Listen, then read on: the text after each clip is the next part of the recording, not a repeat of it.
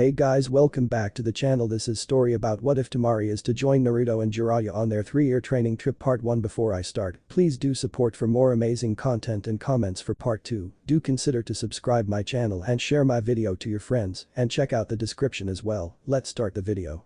Naruto Uzumaki Genin of Konoha and now student of Jiraiya has just left the village for his 3-year training trip with his brand new sensei Jiraiya the Toad Sage. While in most cases he would scream about getting Sasuke back from Orochimaru or talking about his crush Sakura, but Naruto finds himself thinking about what Jiraiya had told him when he was in the hospital. Flashback. Naruto has finally been left alone after Tsunade and Shizune had finished healing his injuries and has finished talking to Sakura. "You're an idiot, Naruto," said Kyuubi in a deadpan tone. Naruto then lets out a sigh of annoyance. Kyuubi then growls at Naruto from his mindscape. "Don't you fucking sigh at me, you pathetic brat," roared Kyuubi in his usual angry tone. Naruto rolls his eyes at the Biju. "What do you want, fox?" "I'm tired," sneered Naruto in exhaustion. Usually in a few hours or so he would be ready to go, but after the long fights with Kimimadu, Taiya, and Sasuke Naruto finds himself tired. Kyuubi growls at his jailer in annoyance. The large Biju sometimes wondered what he'd do to be cursed with an idiotic shinobi like Naruto. "I don't care if you are near death, brat. You will fucking listen to me, you ungrateful sack of meat," roared Kyuubi. Naruto rolled his eyes at the loud voice being the Kyuubi no Kisune. "Fine, what do you want?" asked Naruto. "You're an idiot," said Kyuubi, causing Naruto to gain a sweat drop on the side of his head. "You purposely allowed yourself in a situation where you almost die, and for what? For some arrogant brat and that annoying teammate, of course," yelled Kyuubi. "Fox," then cuts off the link. The fox sits in his cage growling in annoyance. Jiraiya then walks in the room with a serious face which had shocked Naruto, since the only time he's ever seen Jiraiya serious is when he saw Itachi and kiss him and when he encountered Orochimaru for the second time. "Hey Naruto, how you feeling?" asked Jiraiya in a solemn expression. Naruto gives Jiraiya a wide smirk. "I'm feeling good, Dadabayo," yelled Naruto. Jiraiya nods his head. He then stands up and walks over to Naruto and taps Naruto's arm. He then releases a scream of pain. He then releases a sigh. "Naruto, you overused your chakra," said Jiraiya looking at the blonde Uzumaki. Naruto then gains a confused expression. "Huh, what are you talking about, Iro-sanin?" asked Naruto, who has a deadpan expression and has an expression of lost. Jiraiya then runs his hands through his long white hair. "What I mean is that you pushed your body to its absolute limits. While training this might be good, but in the heat of the enemy it can become fatal. Naruto, you're even lucky to be alive," said Jiraiya as he sits across from the genin. "Huh, why wouldn't I be alive? I never give up, Dadabayo," declared Naruto. "You're lucky to be alive because that last jutsu and using Kyuubi chakra when you barely had any chakra left could have ended your ninja kara permanently," said Jiraiya, which had shocked Naruto beyond belief. The knucklehead shinobi couldn't believe it. He could have died, but the hard-headed part of him was telling he'll never give up until he brings Sasuke back and becomes the Hokage. "Well, I came here to tell you the dangers of overusing your chakra. I wanted to talk to you, Naruto," said Jiraiya in a tone that held no joking. Naruto raised an eyebrow at Jiraiya. "What do you want to talk about, Iro-sanin?" asked Naruto in curiosity. While he had his face wrapped in bandages, Jiraiya still knew the bandage genin had raised his eyebrow at him. "I want to talk about giving up that foolish promise." "Now, before you start yelling, hear me out," asked Jiraiya. He watches as Naruto is about to say something, but then closes his mouth. "I know of your Nindo way to never break a promise, but you are making same mistake Sabutobi-sensei and myself made while concerning Orochimaru. But Naruto, you should know Orochimaru wasn't the cruel, cold, and evil shinobi. He was once like me and you. He grew up with no family, and back then I could actually call him my best friend, but even he started experimenting on people. I wanted to believe the person I once saw still my friend, but over the years I knew the person I knew was no longer there. And because of my most regrets due my feelings, thousands of innocent have died. I just don't want you to make the same mistake as me. And Naruto, we leave in 7 days, so do what you need to do," said Jiraiya. He then walks to the window and exits out the window, leaving Naruto to his thoughts. Naruto just sat in silence, but after 2 minutes he gains an expression that's a cross between conviction and confidence. "I don't care what that old pervert says. I'll bring Sasuke team back and show him or my name isn't Naruto Uzumaki Dadabayo," yelled Naruto with his trademark idiotic grin. Flashback over. Naruto glances at his sensei, then glances back at the road. "I don't care what, Iro-sanin, I will bring Sasuke team back. I always keep my promises," thought Naruto. He then glances back at Jiraiya and squints his eyes at the white-haired sage. "Iro-sanin, where are we going? Can you teach me a new jutsu? I want to spit acid out of my mouth." "No, wait, I want shot lava out of my eyes," yelled Naruto. Jiraiya grins at Naruto excitement. "How about no and no? Besides, I'm not teaching you anything until you master the Rasengan," said Jiraiya in a tone that gave no room for an argument. Naruto then lets out a loud whine, but I have learned the jutsu, and where are we going? Asked Naruto with a pout. Jiraiya scoffed at Naruto not in an arrogant manner, but in a joking manner. Naruto, you still have to use a clone to create the Rasengan. Until you can truly create the Rasengan with one hand, then we can start talking about what's next to teach you Gaki. Said Jiraiya.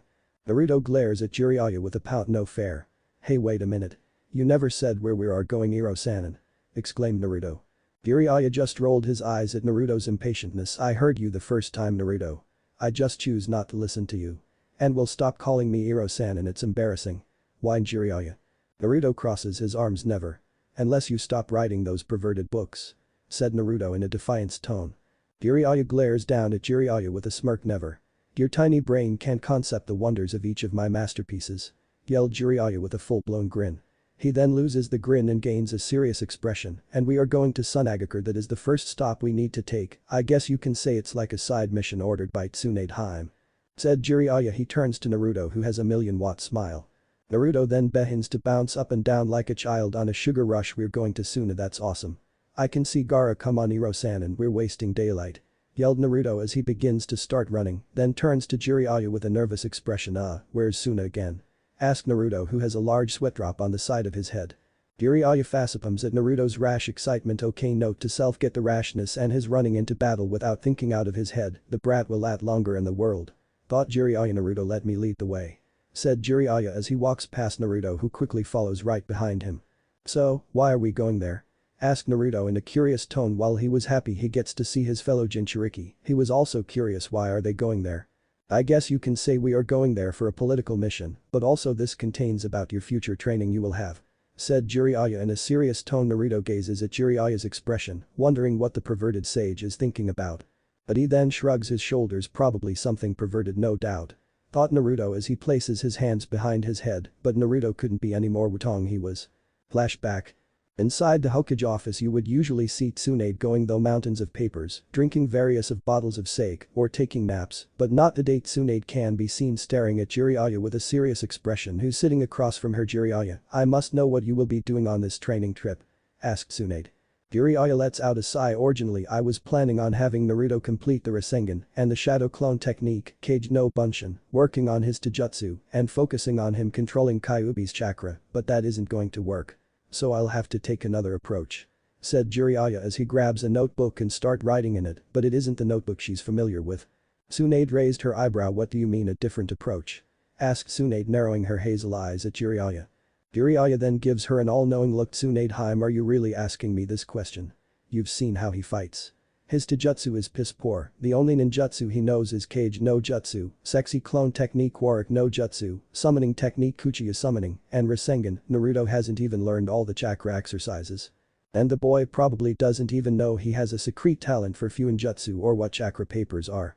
Tsunade, you can't deny that he has been trained poorly. Said Jiraiya.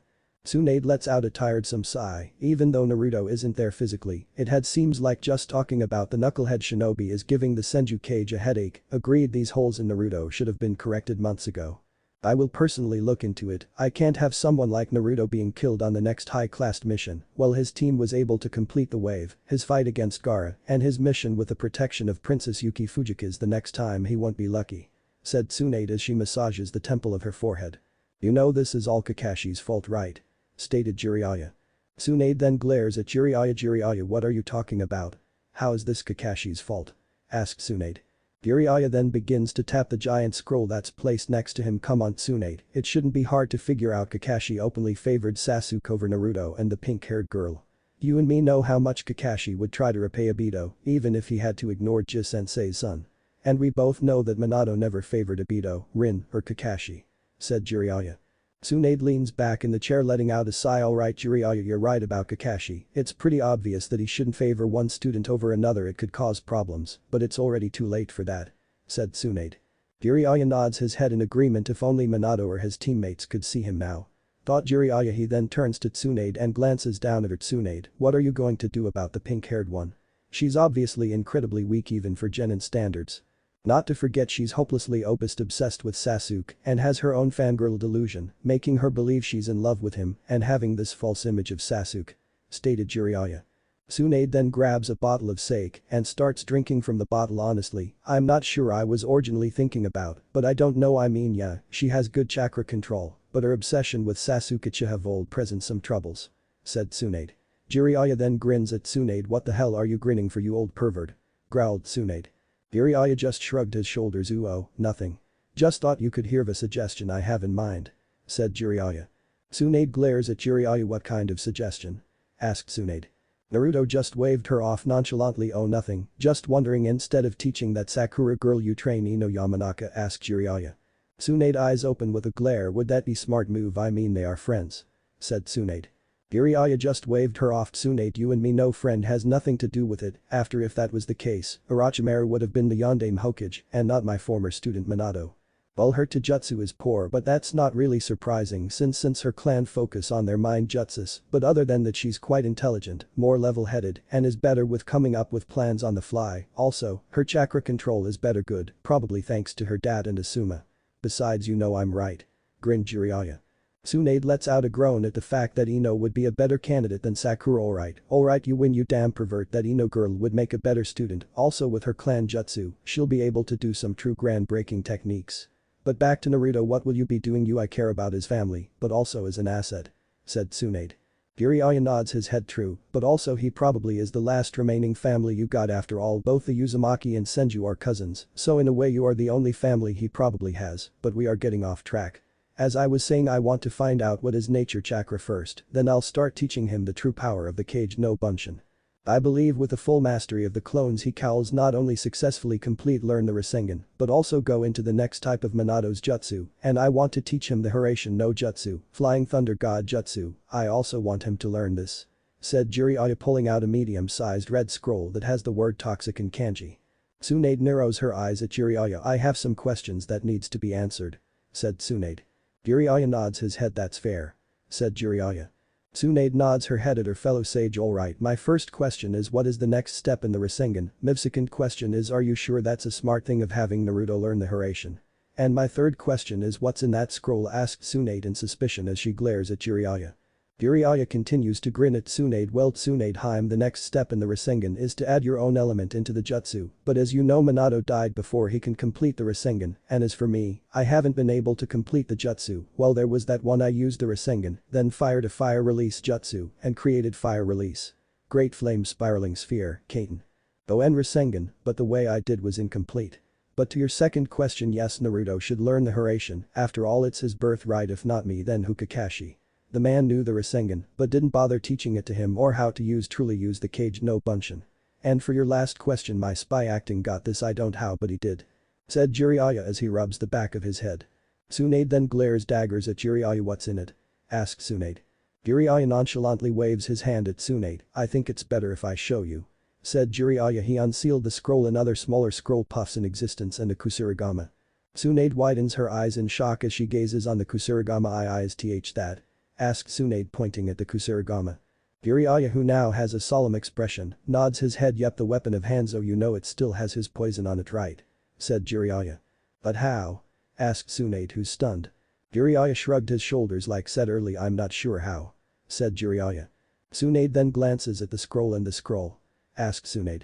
Jiraiya lets out a chuckle. Believe it or not, inside this scroll is Hanzo's Taijutsu, Ninjutsu, Kyakkujutsu, gunpowder techniques, and Kusurigama Jutsu chain sickle technique. No doubt he probably accepted someone to end his life, and he took extra steps into maintaining that his teachings don't die out with him. Said Jiraiya. Tsunade nods her head in agreement. Could you believe it that one day Hanzo will be helping Konoha? Asked Tsunade. Jiraiya grins back at Tsunade. Hello, no, but this will help advance in Naruto's training. But I'll have to excuse myself, I need to do some research. Smirked Jiraiya in a perverted manner. Tsunade gains a tick mark on the side of her head. Before she can strangle or punch the toad sage, he quickly shunships out of the room. Damn that fucking pervert. Flashback over.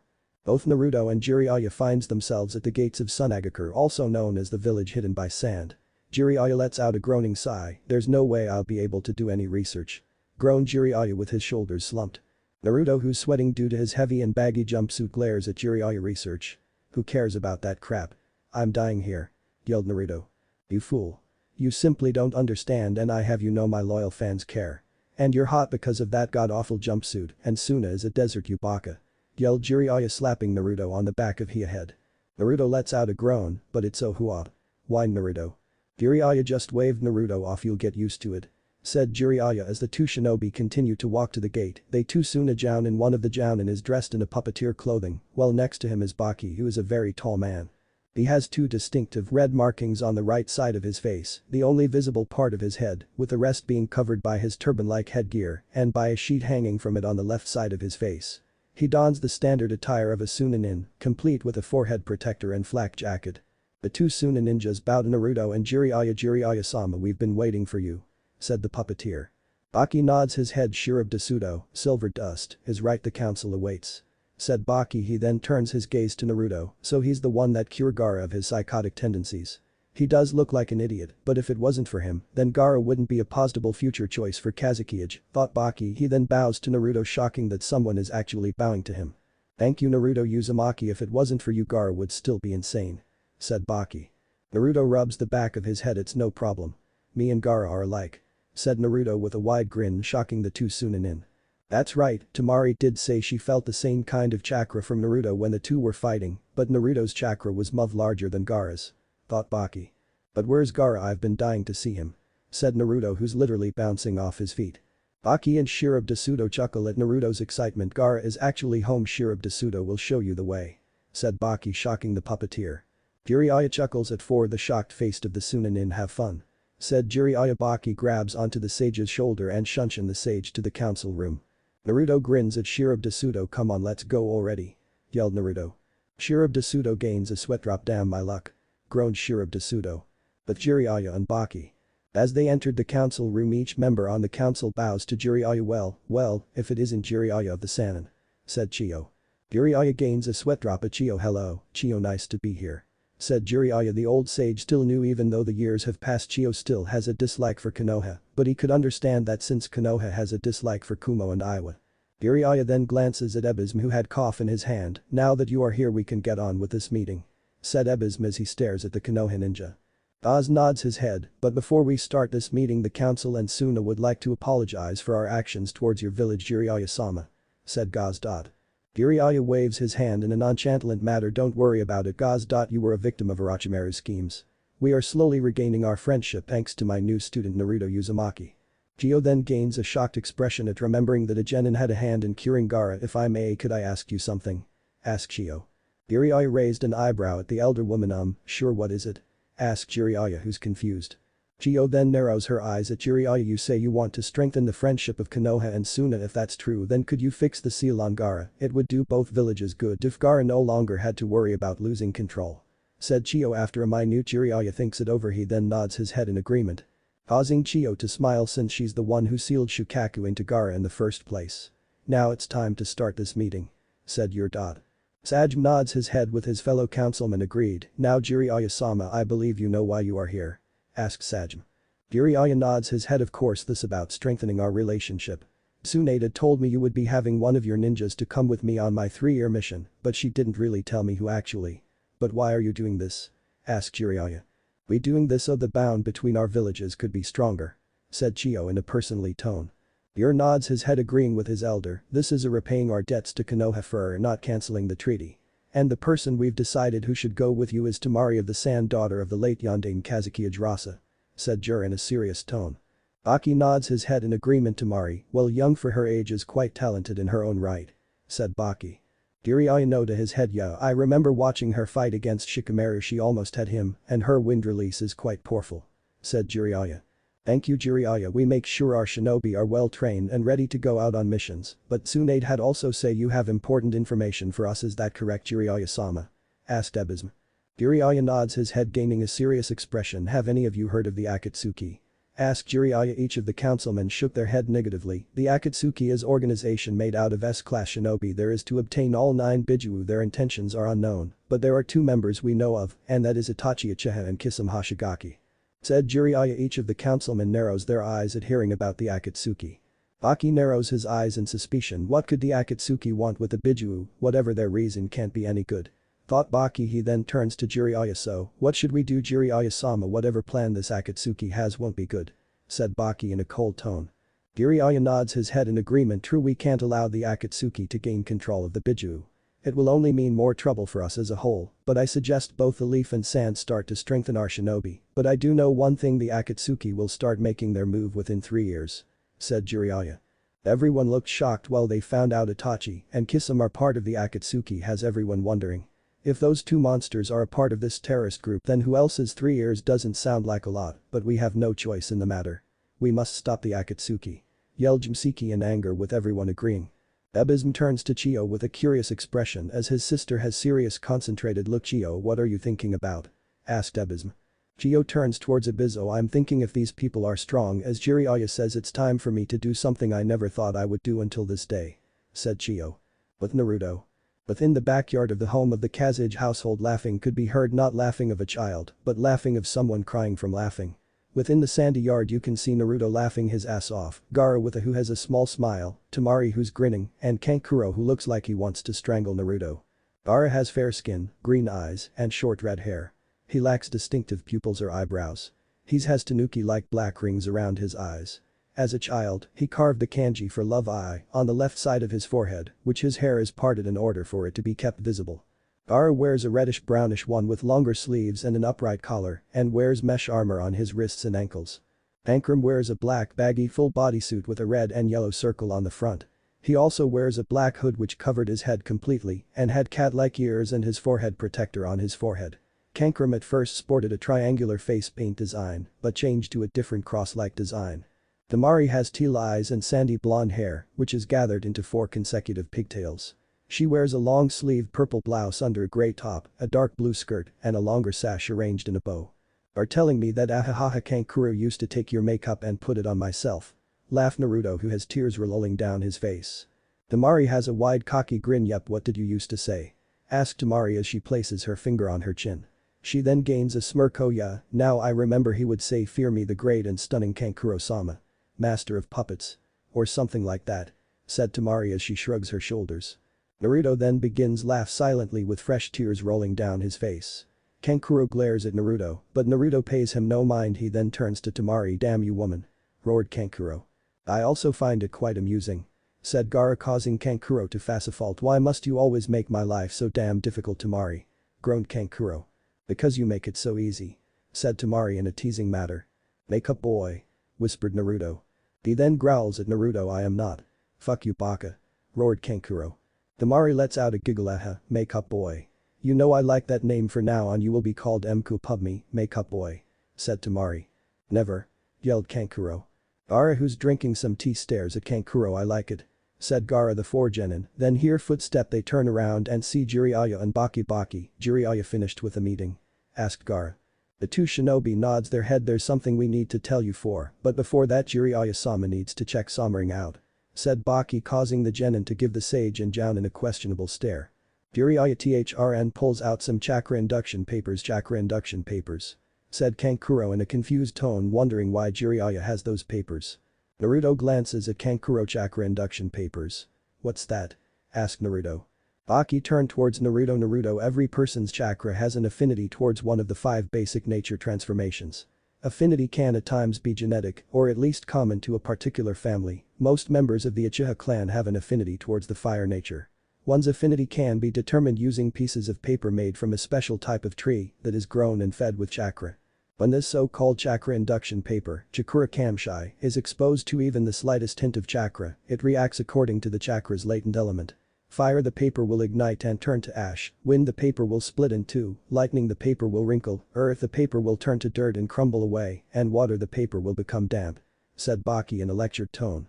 Naruto then gains a confused expression, causing everyone to shake their head negatively at Naruto's idiocy. "Naruto, just pour your chakra into those papers, then you'll find out which is your element affinity. Basically, if you have fire you can use fire release," explained Temari in a professional tone. Naruto then gains an understanding expression. "I get it now," grinned Naruto. He thrn turns towards Temari. "Thanks, Temari-chan," grinned Naruto. Temari just shrugged her shoulders. Jiraiya hands Naruto the paper, and as instructed he pours some chakra into the paper. The paper splits into surprising avera, so he has wind release just like Gaara and Temari, not to mention he's from Konoha, which is rare. Thought Kankuro, but to Kankuro's and everyone's face goes into shock as each of the 2 pieces becomes damp and crumbles into dust. No way, he has wind, Futon, earth, Doton, and water release, Suiton. yelled a surprised Kankuro. Gaara smiles at his friend. You continue to amaze me, said Gaara. Naruto rubs the back of his head nervously. Thanks Gaara, said Naruto with a sheepless smile. Now that we have got that done it's time to drop the bomb on you Temari, said Baki having the genin attention. Jiraiya turns to the female Suna Kunoichi. Your council has declared that you to be joining Naruto and I on our 3-year training trip, said Jiraiya. Gaara just stares at Toad-san and with a surprised expression on his face, with his green-colored eyes shot open wide, Kankuro just stares at Jiraiya with a stunned look on his war-painted face, and Temari stares at Jiraiya with shocked and disbelief expression. WHWH what? BB but why? Stuttered Temari who's shocked beyond belief, but as for Naruto he just stand in confusion, not even knowing Temari is coming with him on his 3 training trip. Naruto stares at Jiraiya with a confused look. Hey. What the hell Iro Senin? I thought you were only training me, yelled Naruto. Jiraiya then hits Naruto on top of his head. Quit calling me that brat, yelled Jiraiya. He then turned towards Temari with a serious expression. He then turned towards Baki. Since she's your student, I believed you're the one who should tell her, said Jiraiya as he stares at the Suna Jounin. Baki nods in agreement. Yes of course Jiraiya-sama. Temari, the council has decided you will go on a 3-year training mission. This is also a mission for you to grow strong enough to protect the village, said Baki in a serious tone. Temari narrows her eyes at Baki. But why would I need to leave the village Baki-sensei? There's something you're not telling me, stated Temari with glare. He then released a hollow chuckle. Always the perceptive one Temari. The reason you must leave and train with Jiraiya-sama is because there's a group of S-rank ninjas after Naruto and Gaara. No, that wouldn't be right. They're after what each has their Biju. As far as we know the only members of this group are Itachi Uchiha and Kisame Hashigaki, said Baki, shocking the 3 siblings. Gaara glares at Baki. Not the same level of glare as it was once, but still a notable glare. What are they called? Demanded Gaara with his eyes becoming cold. But Baki doesn't back down. They call themselves Akatsuki. We're not sure of their motives, but both Konoha and Tsunagakure must be strong enough to handle the threat, said Baki. Chio then walks up to Temari with a serious expression and shook her head negatively. No, if what Jiraiya-sama said is true, then each village will have be strong. If not then, who knows what they might be, especially with monsters such as Itachi and Kisame. But just you joining Uzumaki here on a training trip with Jiraiya. I would be taking a student, something I thought I would never actually do, said Chio. Really Lady Chio, who are you planning to take as your student? Asked a shocked Temari. But instead of answering her she just points her finger at Kankuro. Congratulations Kankuro, you will now be my student, said a smiling Chio. Kankuro points at himself and she nods her head. Me, but why me? I'm not ungrateful Lady Chio, but why me of all people? Asked a bewildered Kankuro with his brown eyes widening with utter shocked. Chio smiles warmly at him. It's quite simple Kankuro. You are one of the most killed puppeteers in the village and it's about time that I accept my mistakes and move on with only moving on can we truthfully move on, said Chio. Kankuro then bows towards Chio. I'm grateful that you'll be taking as your student Chio-sensei, said a respectful Kankuro. He then turned his attention towards Baki. When will Tonari be leaving? Asked Kankuro. Baki then turned towards Jiraiya, who gained a sweat drop on the side of his head at having the attention on him. Well honestly I wasn't planning on coming here, but I've had to change my original plan, but the sooner the better. We must be on constant move. We can't allow the Akatsuki to know Naruto's whereabouts, said Jiraiya. He then turned towards Gaara. But before I do leave I must finish the request, said Jiraiya. Gaara raised an eyebrow. What is this request you speaks of Jiraiya? Asked Gaara. Jiraiya grins at Gaara. To fix your seal of course. Hey Lady Chio, do you have anywhere I can take Gaara to fix his seal? Asked Jiraiya. Chio nods her head. Yeah there is actually, I'll take you, said Chio. Jiraiya nods his head. He then turned towards the 4 genin. Naruto, you're coming with me. I plan to teach you Fukinjutsu and you should watch me. Temari, use this time to pack what you need, ordered Jiraiya. He then walls with Chio with Naruto running up with Gaara, hoping to talk to his fellow Jinchuriki. Before they knew it they were in an underground location below the hospital. Naruto then turned towards Gaara. Hey, Gaara, do you think Temari is okay? I mean she is being ordered to leave her village. I would be pretty down if you ask me, asked Naruto. Even though he wasn't that bright he understood the serious tension. After all, when Kakashi had brought him back to the village, he had to leave Konohagakure not really being able to say his good. Gaara crossed his arms and just stares at the buildings around. Gaara had summarized this level was ancient and could be where people have gone to be sealed by Shukaku. I believed she will get over it. Temari is not someone who has a weak. She understands this must be done to project her village, but she is saddened by the fact she must for 3 years, said Gaara. He then turned towards Naruto, who has his hands behind his neck. Naruto Uzumaki, can I ask you something? Asked Gaara. Naruto's puzzled face turned to his notorious fox-like smile with wide grin. Sure Gaara, we're friends, exclaimed Naruto with a wide grin. Gaara smiles at Naruto. That's good to hear. I want you watch out for her. I know this might seem strange since Temari is strong in her right, but with my eyes open, I feel horrible how I acted towards her and Kankuro," said Gaara. Naruto just grins at him with a thumbs up. "You don't have to worry about anything, Gaara. Naruto Uzumaki is on the job, Databayo," exclaimed Naruto. Chio smiles at the two Jinchuriki, while Jiraiya smirks at the fact these two were once enemies and now appears to be best friends. Gaara smiles at Naruto. "Thank you, Naruto Uzumaki, you are a true friend," said the youngest son of Rasa. He then turned towards Jiraiya. "How will you fix the seal?" asked Gaara. "I will place a 8 trigram sealing style, Haki no Fukin Shiki, on you." This was the same seal the Yondaime used to seal Kyuubi inside of Naruto. "Now Gaara, remove your shirt," ordered Jiraiya. Gaara nods his head and removes all of his clothing. Jiraiya then placed his hand on Gaara's stomach. Both Naruto and Chio are treated to see the sealing formula moved from the Sanin's arm to Gaara's stomach. Gaara then falls back on the ground. Naruto quickly rushes to help his friend up. "Gaara, are you okay?" asked Naruto. Gaara nods his head with a smile. "I feel better than I've ever felt," stated Gaara. He then turned towards Jiraiya and bows to him. "Thank you, Jiraiya-sama," said Gaara. Jiraiya waves him off. "It's no problem. Forcing you to live with flawed seal is just cruel. Besides, now you can get some sleep without worrying about Shukaku taking control over you," grinned Jiraiya. He then turned towards Chio. "Yes, what is it?" asked Jiraiya. "Does that boy know of his heritage? I noticed that seal from anywhere even though I'm just a novice at Fukinjutsu that was in Uzumaki's seal," whispered Chio. Jiraiya shook his head negatively, at which shocked Chio since she believed the child deserves to know of his origin. After all, when she was younger, the Uzumaki clan were nothing to joke about and their Fukinjutsu were the most powerful. No one could match them in Fukinjutsu. But those red-haired clan were just all around powerful. No one would dare fight a group of them. Especially Ashina and Mito Uzumaki, those two were a powerhouse in their own right. After all, Mito is the one who taught her granddaughter about medical ninjutsu. "I know he has every right, but the problem was I couldn't tell him in the village mostly because of Danzo," whispered Jiraiya. Lady Chio narrowed her at Jiraiya. "He was one of Sandaime Hokage's teammate," whispered Chio. She remembered the man clearly. He was not one who represented what Konohagakure or their will of fire was supposed to be. He's not to be trusted. I'm sure you know this, but from my spy network, I found multiple files of every dirty work he's done, like having one of his root ninja attempt to assassinate Sabutobi-sensei. I'm not sure why Sabutobi-sensei hasn't done anything, but Tsunadeheim plans to fix that," whispered Jiraiya in a low tone. He never really understood why his sensei allowed Danzo, but luckily both him and Tsunade won't make the same mistake. Their sensei has he already plans to make sure Naruto won't make the same mistake as him. Jiraiya knew his teammate Sasuke Uchiha was just like Orochimaru. They both hunger for power. Those two would do anything to achieve powerful, and he knew Orochimaru would sacrifice as many lives as needed to achieve whatever dark cruel experiment. Well, he didn't know Sasuke knew his type. Uchiha is the power-hungry type. He would do anything to achieve power. The White Net knew even he is somehow to kill Itachi. He wouldn't go back to the village. No, he'll just direct his hatred somewhere else. Sasuke wasn't the type to let go of his hatred. Chio smiles at Jiraiya with a sly smile. "It seems like both our villages struggle with their own problems. But your student is amazing, you know, to be able to save Gaara from his own darkness and was able to save his own village from Gaara's rampage. I have to say that's quite impressive," said Chio. Jiraiya smirks at Naruto and Gaara. "Yeah, I do. He's not like any genin. He has untapped potential just waiting to be unlocked," said Jiraiya. "Naruto, come on.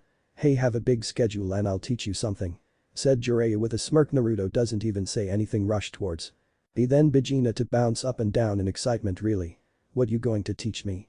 Am I going to learn how to shot fire out of my eyes or shot knives out of my hands?" yelled Naruto with excitement. Jiraiya just rolls his eyes at Naruto, while Chio snickers at his enthusiasm. "Just come on, brat, we have much to do," said Jiraiya. Both Chio and Gaara follows the Konoha duo. When they return to the gates of Suna, they are greeted to see the councilman, Kankuro, a fellow Kunoichi Maki, and Temari, who has her iron fan, Tessin, with her and a bag on her back. Jiraiya smiles at her. "Ready to go?" "Jiraiya?" Temari just shrugged her shoulders. "Ready as I ever be, Jiraiya-sama," said Temari.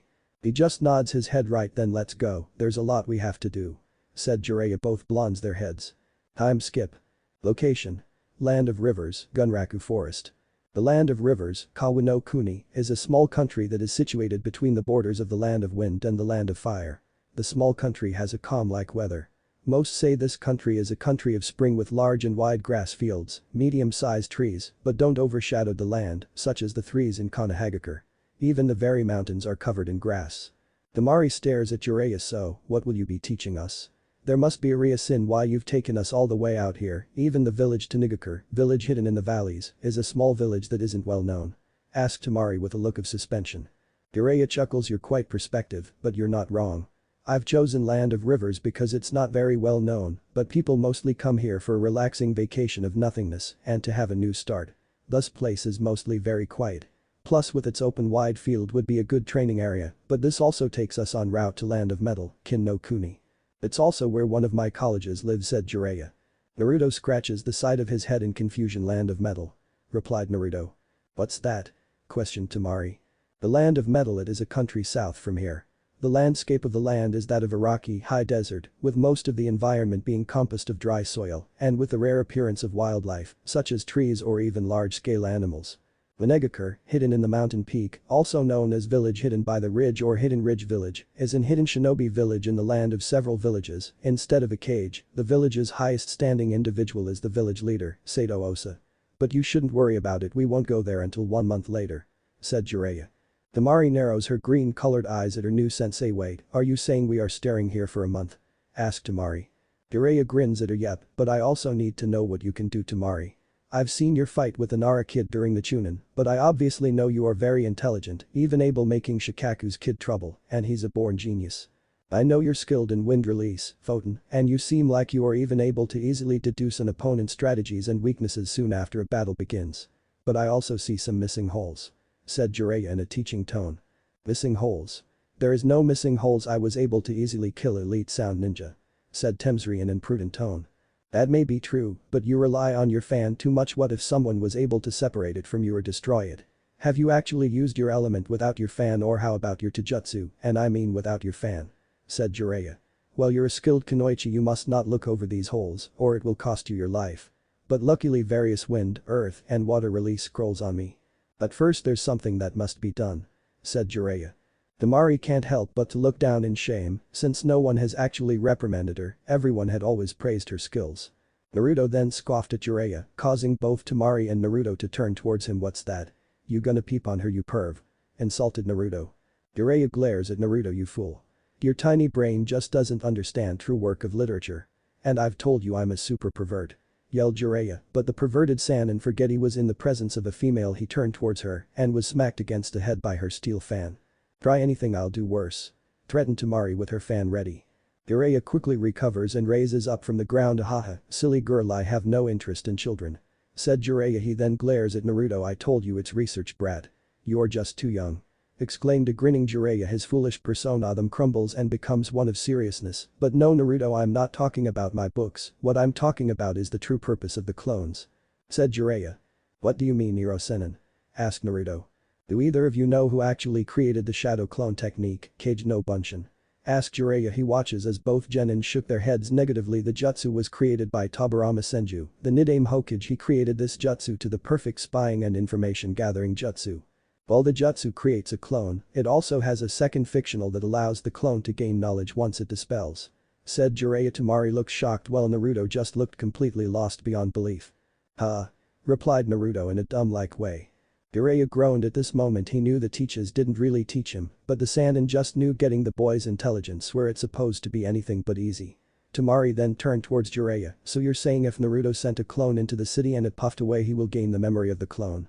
Asked Temari. Jiraiya nods his head. Naruto then gains an expression of realization. Ooh, I get it now. Exclaimed Naruto. Jiraiya turned to Naruto so fast he nearly gave himself whiplash. What? You understand her example and not mine? Roared Jiraiya. Naruto grins at Temari. He then turned towards his Toad sensei. Yep, I sure do. She makes it easy to understand. Said Naruto with a bright grin on his whiskered cheeks. Jiraiya smirked at this. Okay, maybe this could work in my favor. Thought Jiraiya. He turned towards Jiraiya with a wide grin. If you understand then you can finish learning the Rasengan, Naruto. Roared Jiraiya. The blonde Konoha shinobi stares at Jiraiya with a wide expression. What? But I already know the Rasengan. Exclaimed Naruto with disbelief. Jiraiya then runs his hand through his long white mane hair. Naruto, you have to use a clone to use a clone to create a clone, then you haven't truly learned the clone. Naruto, what if you go up against someone who's faster than you or someone who uses a long distance jutsu? What are you going to do? Asked Jiraiya. Naruto then looks down. The Rasengan is powerful jutsu created by the Yondaime Hokage. You do wish to surpass him, don't you? Questioned Jiraiya. Naruto gains a 1,000,000-watt smile. Hell yeah. Roared Naruto. Then create 100 clones and split them into a team of 10 and send every clone apart from each other. I also want you to dispel each clone every 10 minutes. After you're able to completely learn the Rasengan, we'll start working on your Taijutsu," said Jiraiya. "Wait, what are you going to doing?" questioned Naruto with a questionable glare. He bet the Sannin was just going to run off and peep on some woman. Jiraiya rolled his eyes at the male blonde, knowing what his male student was thinking. "I'm going to be working with Temari's wind nature now. Before you start yelling about me ditching you or something, I'm going to send 5 clones to oversee your progress," said Jiraiya. Naruto slowly nods his head. "And how long will I be doing this?" asked Naruto. "You will be training to complete the Rasengan to morning to dawn. You're going to be here for a while, and like you said, there are no shortcuts becoming the Hokage," said Jiraiya, making Naruto blush in embarrassment. Temari shot Naruto a deadpan expression. Wait a minute, was Naruto really thinking of having a clone help him? Thought Temari. Jiraiya then creates a number of 5 clones in total. Each of them then split up in different teams. Jiraiya and Temari don't stop walking until they arrive in a grassy field that's not surrounded by tree. Jiraiya then surveys his surroundings with a look of thinking this'll work, especially with the trees out the way. "Alright Temari, I'm positive you've learned the wind nature exercise, correct?" asked Jiraiya.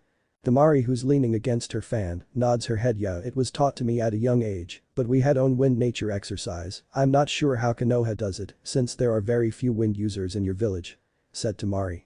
He nods his head in agreement. "That's right, now the only wind users in the village right now is Asuma Sabutobi and the retired shinobi Danzo. There's 2 phases Konoha ninjas use. The first is to cut a leaf in half with their chakra, and second phase is to wind to halt the flow of a waterfall," said Jiraiya. "That sounds pretty hard. For MT village we had use our wind chakra to cut through a rock and then we have to use cut through a strong dust storm," said Temari in flat tone. "Well damn, but now let's teach some wind jutsu. I'll be teaching the most well-known jutsu, wind release. Great breakthrough, Futen. Tatapa.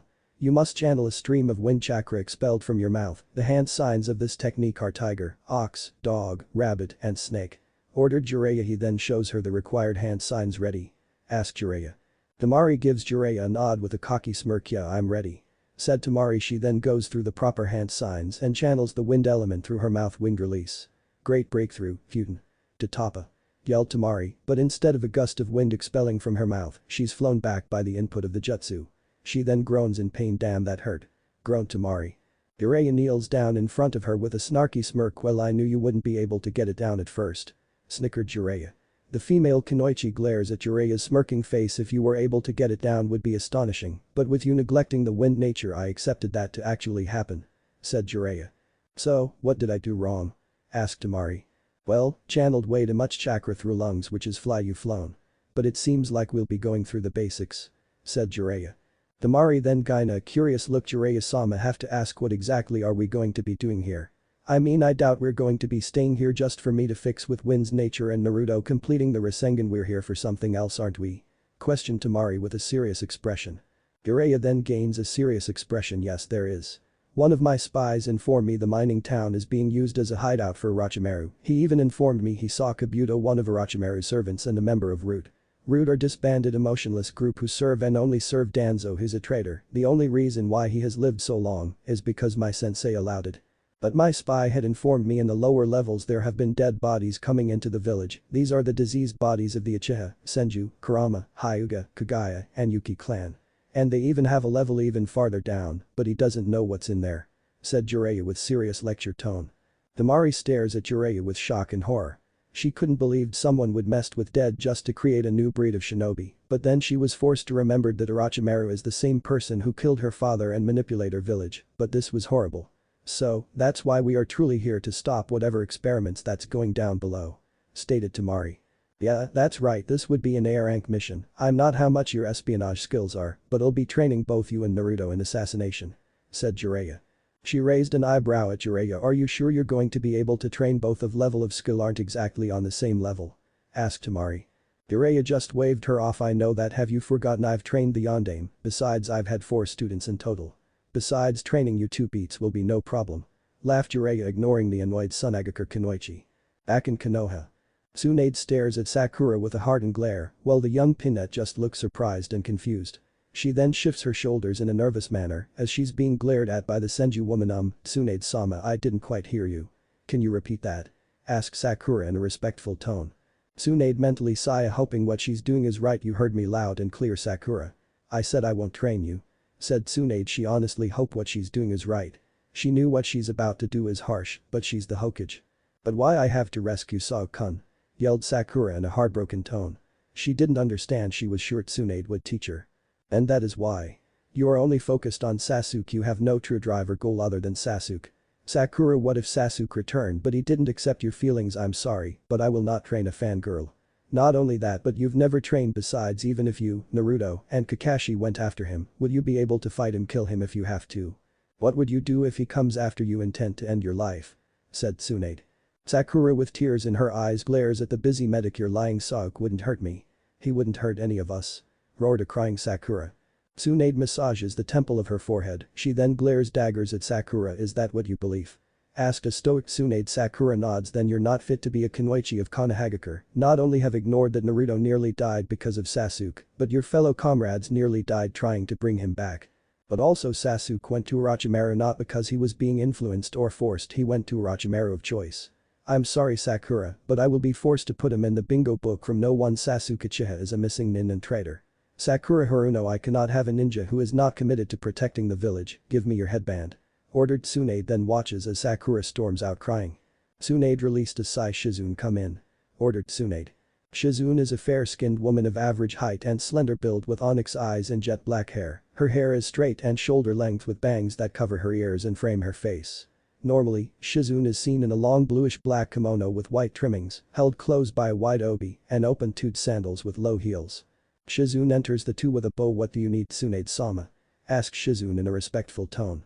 She watches as Tsunade rises from her seat. Shizune, please cancel Sakura's ninja license, there's somewhere I must be. Said Tsunade. She nods her head. She then turned towards Tsunade with uneasy and concerned expression. Tsunade-sama, do you think you've made the right choice? I mean cancelling her license? Asked Shizune. She released a sigh of tiredness. I believe so, but this is right for the village. I cannot have a weak ninja in my village. You've went through her file, correct?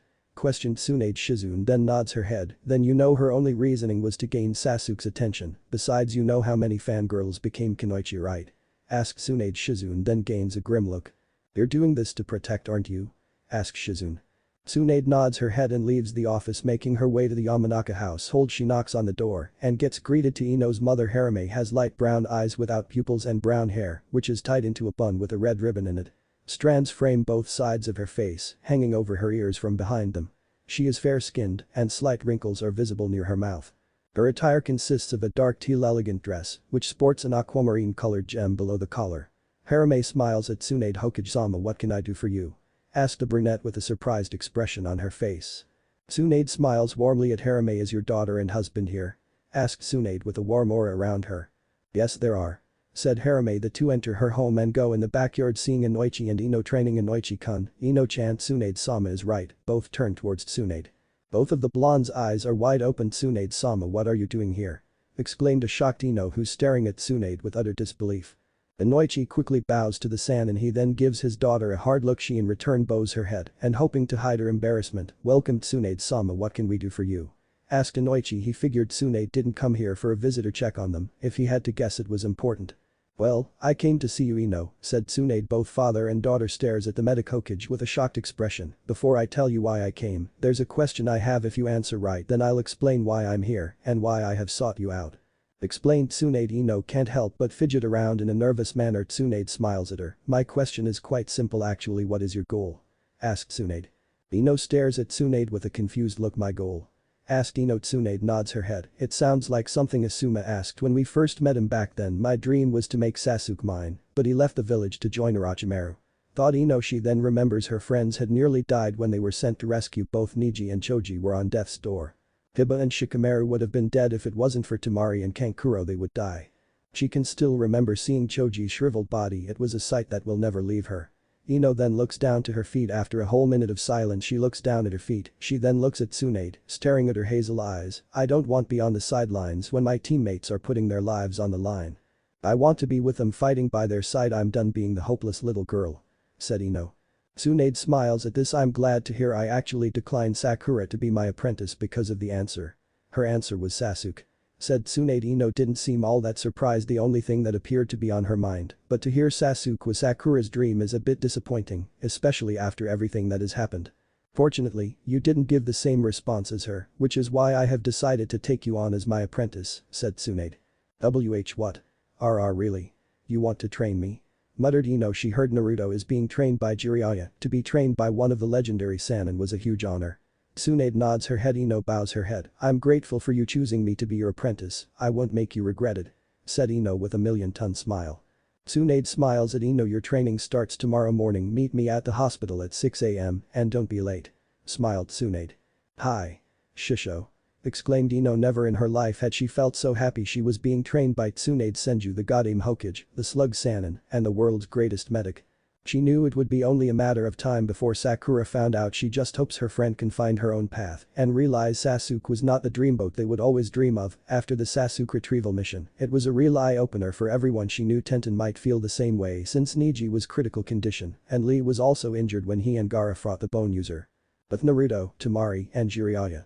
Next morning. Location: Land of Rivers, Gunraku Forest.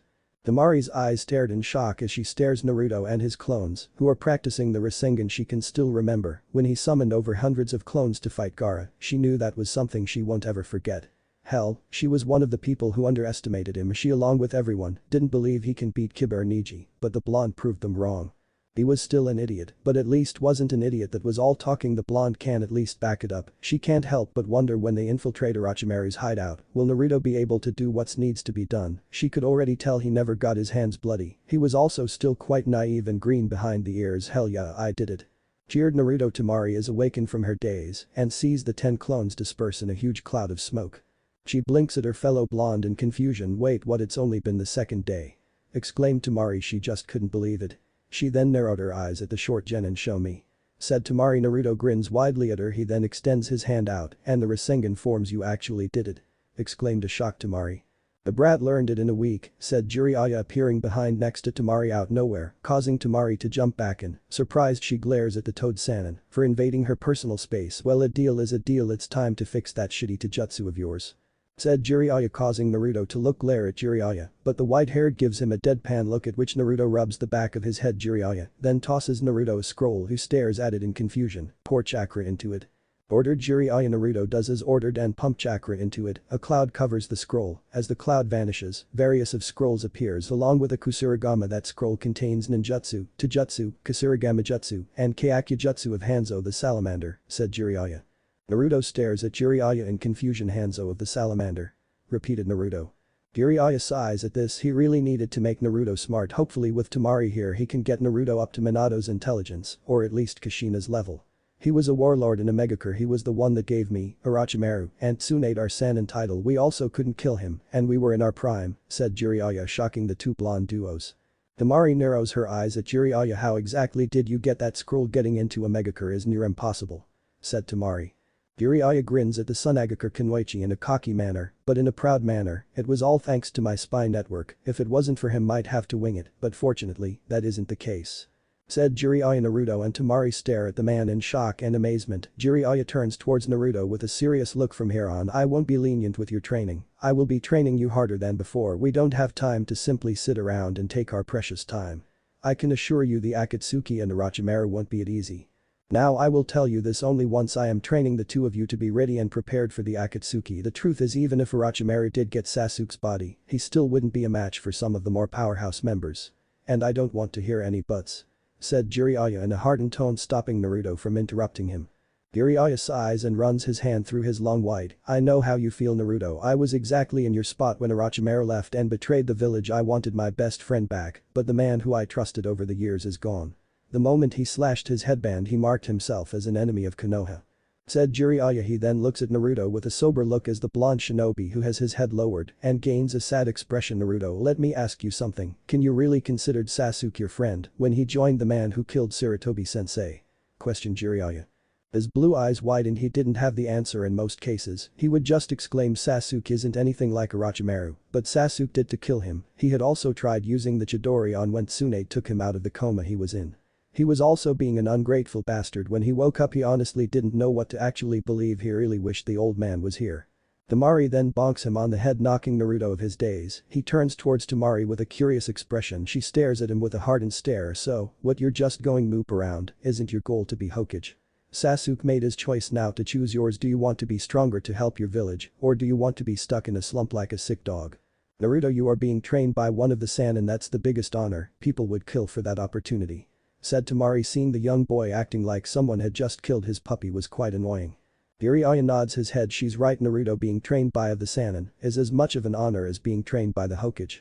But Naruto, do you forever want to be known as a knucklehead ninja, or do you want to be known as a powerful Kage-level shinobi? Questioned Jiraiya. If I'm able to open his eyes and ditch that childish personal of his, then he could even surpass myself. I wouldn't doubt it if he even surpassed you, Minato. Thought the Sannin. He had faith Naruto was the one the old sage spoke about, and if he anything like her, then he has a natural born talent for Fuinjutsu. Thought Jiraiya. Does he want to be known as a knucklehead for the rest of his ninja career? He knew his answer. If he wanted to be a great Hokage, he'll need a name to match his strength. Naruto grins at Jiraiya with a wide grin, and his cerulean-colored eyes shined with a brand new sense of determination and conviction. Naruto then punches his palm. Well, what are we waiting for, pervy sage? Let's get started. Exclaimed Naruto, and I swear Sasuke, I'll beat you. Thought Naruto. He doesn't like that Sasuke left the village to join Orochimaru, but that doesn't mean he's going to sit back and let Orochimaru continue to destroy any more lives. Jiraiya grins at Naruto. He may have not given up on saving Sasuke, but at least he's learning. Maybe one day he'll see Sasuke isn't worth it. After all, Gaara and Naruto are more alike than Sasuke and Naruto. Then again, he always had a feeling Sasuke wasn't that loyal of a ninja. Temari's eyes widened. That on his reminded her when he and Gaara fought. It was the same expression he had when he saved her from her brother. Her eyes then widened as she notices her cheeks turning a cherry red. Wait.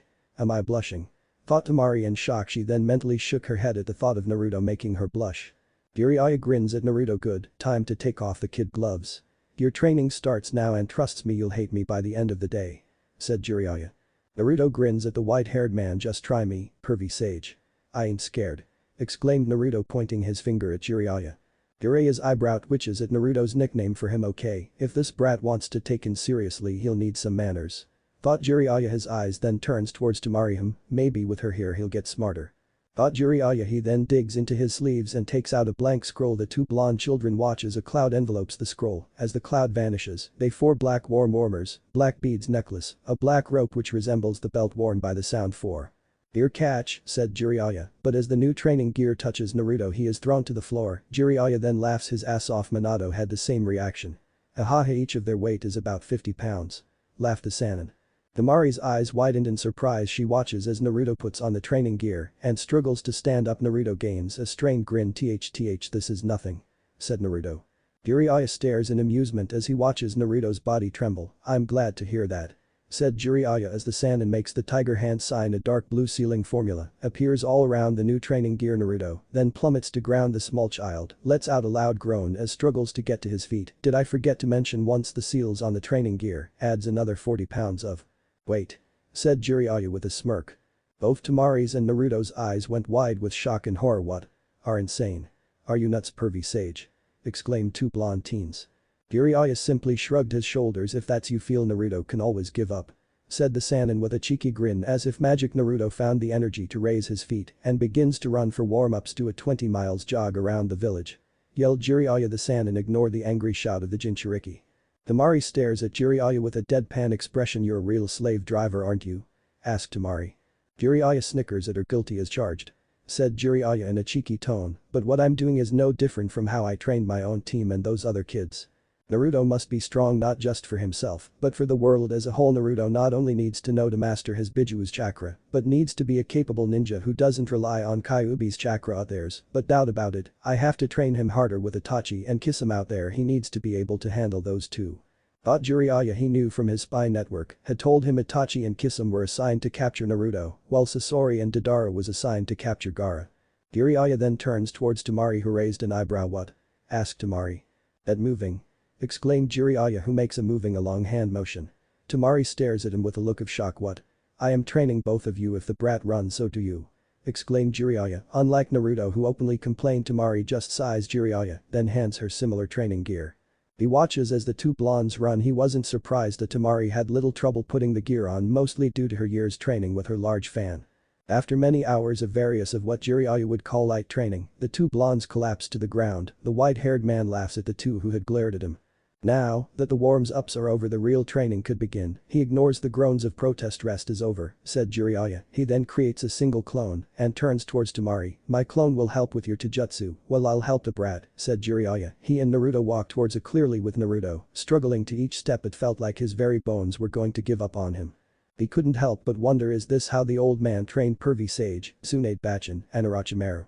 While Jiraiya was teaching Naruto Hanzo's taijutsu style, the red prey step, Akinori no Ken, while the clone was teaching Temari the willow fist, Yanagi Ken. Now brat, let's get started, said Jiraiya.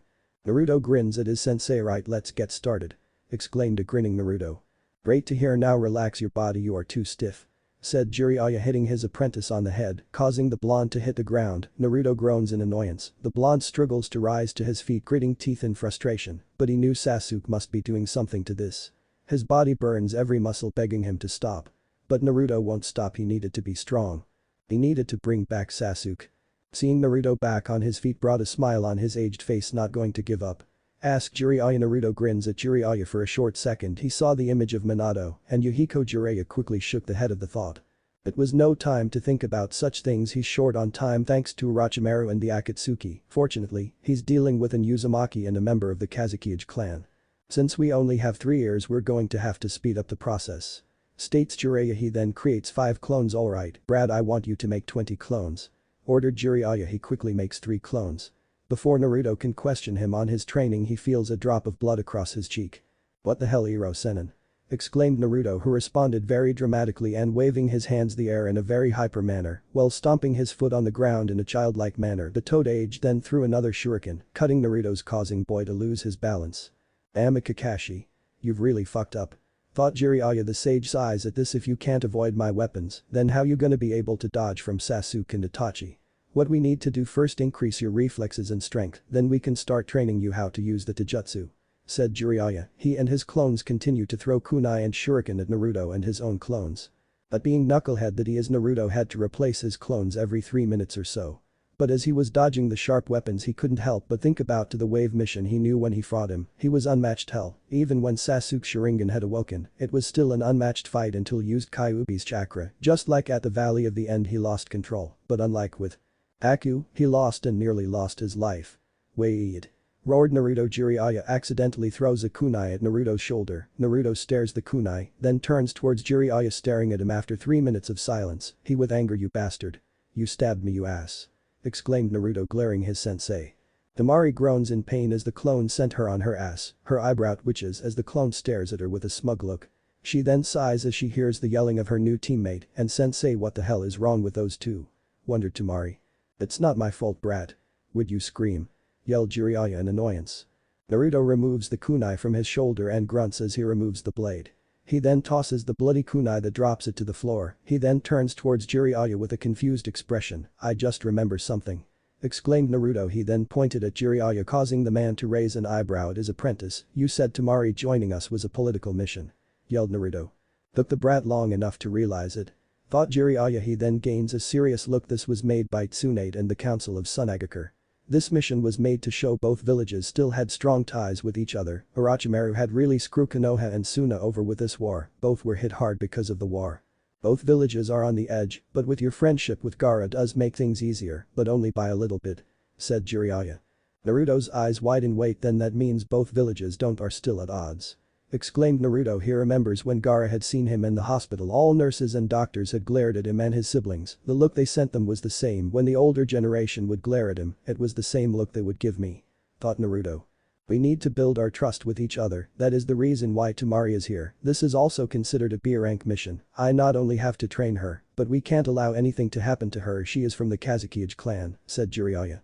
Naruto gulped very loudly. He knew if something were to happen to her, Gaara would kill him. Plus he found Baki scary, way scarier. Thank Anko. A cold shiver went down his spine at the thought of the purple-haired woman. Jiraiya snickers at Naruto's scared face. Must be thinking of Baki. Well, he is strong and capable, Jounin, thought Jiraiya. He then gains a sly grin. Then you'll just have to protect her, said Jiraiya. Yeah. I'll protect Temari no matter what, exclaimed Naruto as he slowly realizes what he said. His tanned skin then turns a deep crimson color.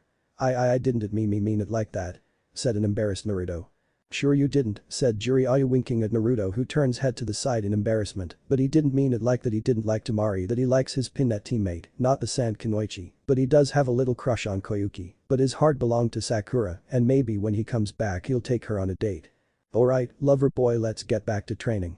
Mocked Jiraiya before Naruto could even yell at his sensei. Jiraiya throws a shuriken. A cloud of smoke covers the small weapon. As the smoke vanishes, a large shuriken is thrown at him, making Naruto open his eyes in shock. He leans back a little too far. He then cursed as he lost his footing with a loud thud. Naruto lands on his ass. He then groans at the soreness he felt. What you doing? I didn't say you can rest," yelled Jiraiya. "Screw you, perv," roared Naruto in annoyance. His back and ass hurt. Of course, the Toad Sage didn't allow Naruto to simply lay on the floor. He continued their training with him throwing a kunai at the fallen Uzumaki. For the 4 of the day, Jiraiya had spent the day training Temari and Naruto in Taijutsu. They didn't return back to their room until 9. Once they return, an exhausted Temari makes it to the couch and crashes. The only thing coming from the blonde teenager is her soft breathing. As for Naruto, he had crashed to the floor, not even caring about a blanket or pillow. Jiraiya gives him a few love taps. Naruto just growls at Jiraiya, not wanting to deal with the man, but the Toad Sage had other plans. He then drops a book on Naruto's face, who grunts in pain. Naruto lets out a low groan, ignoring the snickering coming from his sensei. He lazily removes the book from his face. As he flips the book to the cover, he stares at the title Poisons of a Shinobi by Hanzo. "For the rest of the night you will be tasked with reading the first chapter," ordered Jiraiya. Naruto's blue eyes stare into Jiraiya's with shock and horror. "What? Yuruug," yelped Naruto. He rubs the back of his head as Temari had thrown one of the weights at him. He turns and sees her tired teal, yet angry eyes glaring at him. He shivers in fear. "Shut up," growled Temari. "Yes, ma'am," said Naruto in low tone. Seeing her threat had gotten across with her fellow blonde, she quickly goes back to sleep. Jiraiya smirks at Naruto and walks towards his room, leaving the child to his own devices. Naruto quickly glances at the slumbering Temari. He then released a gulp. Temari is definitely scarier than Sakura-chan. "It's best not to make her mad or she'll hit me with that fan," thought Naruto. He then begins opening the book, starts reading. "Still fixated on that teammate of yours? You truly are a fool, Naruto," said Kyuubi in an insulting tone. Naruto narrowed his eyes, not pleased to be hearing the fox's dark voice. "What would you know? You dumb fox," thought Naruto. From the large cage that seems to be filled with nothing but darkness, the red eyes and canine jaws, grins within the cage. "I know far more than you, boy. My last container was far smarter than you. She had some talent," said Kyuubi. Naruto's eyes wide in shock. "WW what?" muttered Naruto. "Oops, wasn't supposed to say that," said Kyuubi, his grin wide in taking joy at Naruto's confusion. "Just because he's in prison doesn't mean he can't have fun." Naruto was lost for words. He always remembers people saying Kyuubi had attacked Konoha, but if what the fox is saying true, then someone had to break the seal for Kyuubi to be freed. "WWH who WW was she?" asked Naruto in a nervous and almost scared tone. Kyuubi lets out a few chuckles, sending shivers down his spine. "Isn't it an obvious, boy? It's your mother, of course. Ahaha, how sad she gave her life up, but you don't even know what the bitch looks like or her name," laughed Kyuubi. "Wait. What's her name?"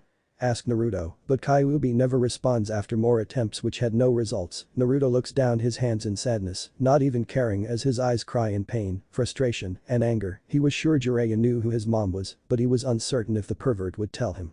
With his emotions at a high level, he stares down at the book. He sighs, knowing he won't be sleeping anytime soon. As he reads the book, he is plagued what he said. He had also kept reading till 2 and finally falls asleep. One would think after a tiring and taxing day they would peaceful dreams, but unfortunately, that's not the case with Naruto, whose dreams were filled with his first encounters with Zabuza, Orochimaru, and Itachi.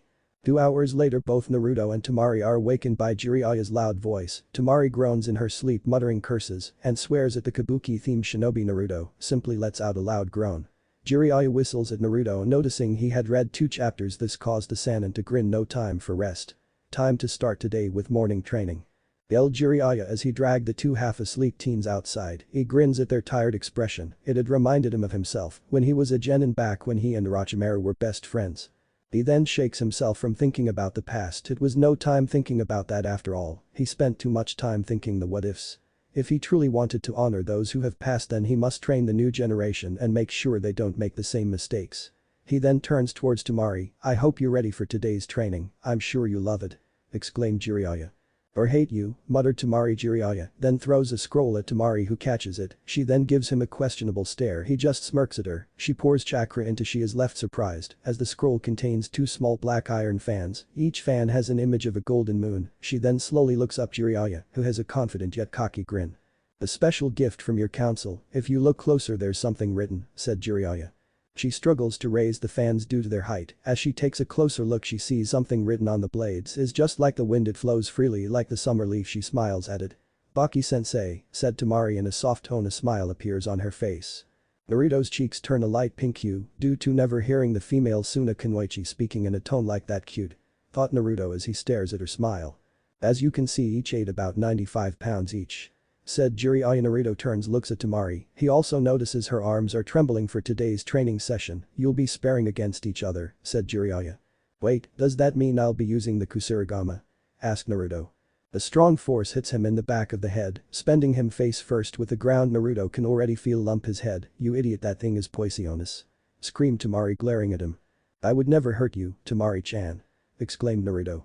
With his blue eyes staring into her own, she then away from him hoping he doesn't see her cherry red blush. Tsk, whatever, muttered Temari.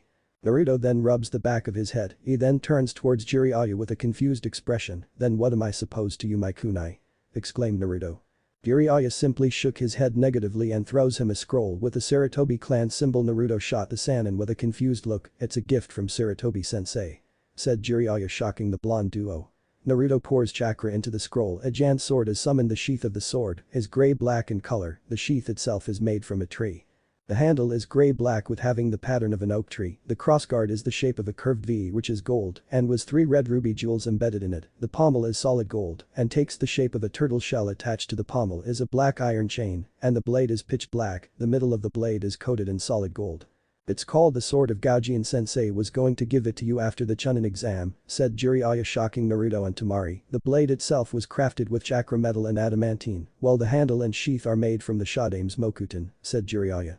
Naruto stares at the sword in awe. For now, you'll be using that sword until you master the Kusarigama, ordered Jiraiya. Naruto simply stares Jiraiya with a blank face. Temari smirks at Naruto, who's flat on his ass with some cut wounds. Temari had her fair cuts on her. I'm impressed, Naruto, you have improved a lot faster than I thought. Maybe there's hope for you after all. Gaki, grins Jiraiya with pride and amusement. He figured the blonde probably got his talent from his mother. Besides being the Jinchuriki of Kitsune no Kyuubi and a Fuinjutsu master, she was also a gifted Kinjutsu. Naruto grins at the white-haired man. Then hey, screw you old geezer, exclaimed Naruto glaring at the sage. Temari sighs at the two are all Konoha ninjas like this, thought Temari as she remembers her interactions with another genin like Shikamaru who became a Chunin just like her, but I guess she'd rather deal with a loudmouth idiot, that lazy bastard. Temari then whacks him in the back of the head, but not hard, just enough to make him stop arguing with their sensei. Aren't you a ninja? Asked Temari with a raised eyebrow.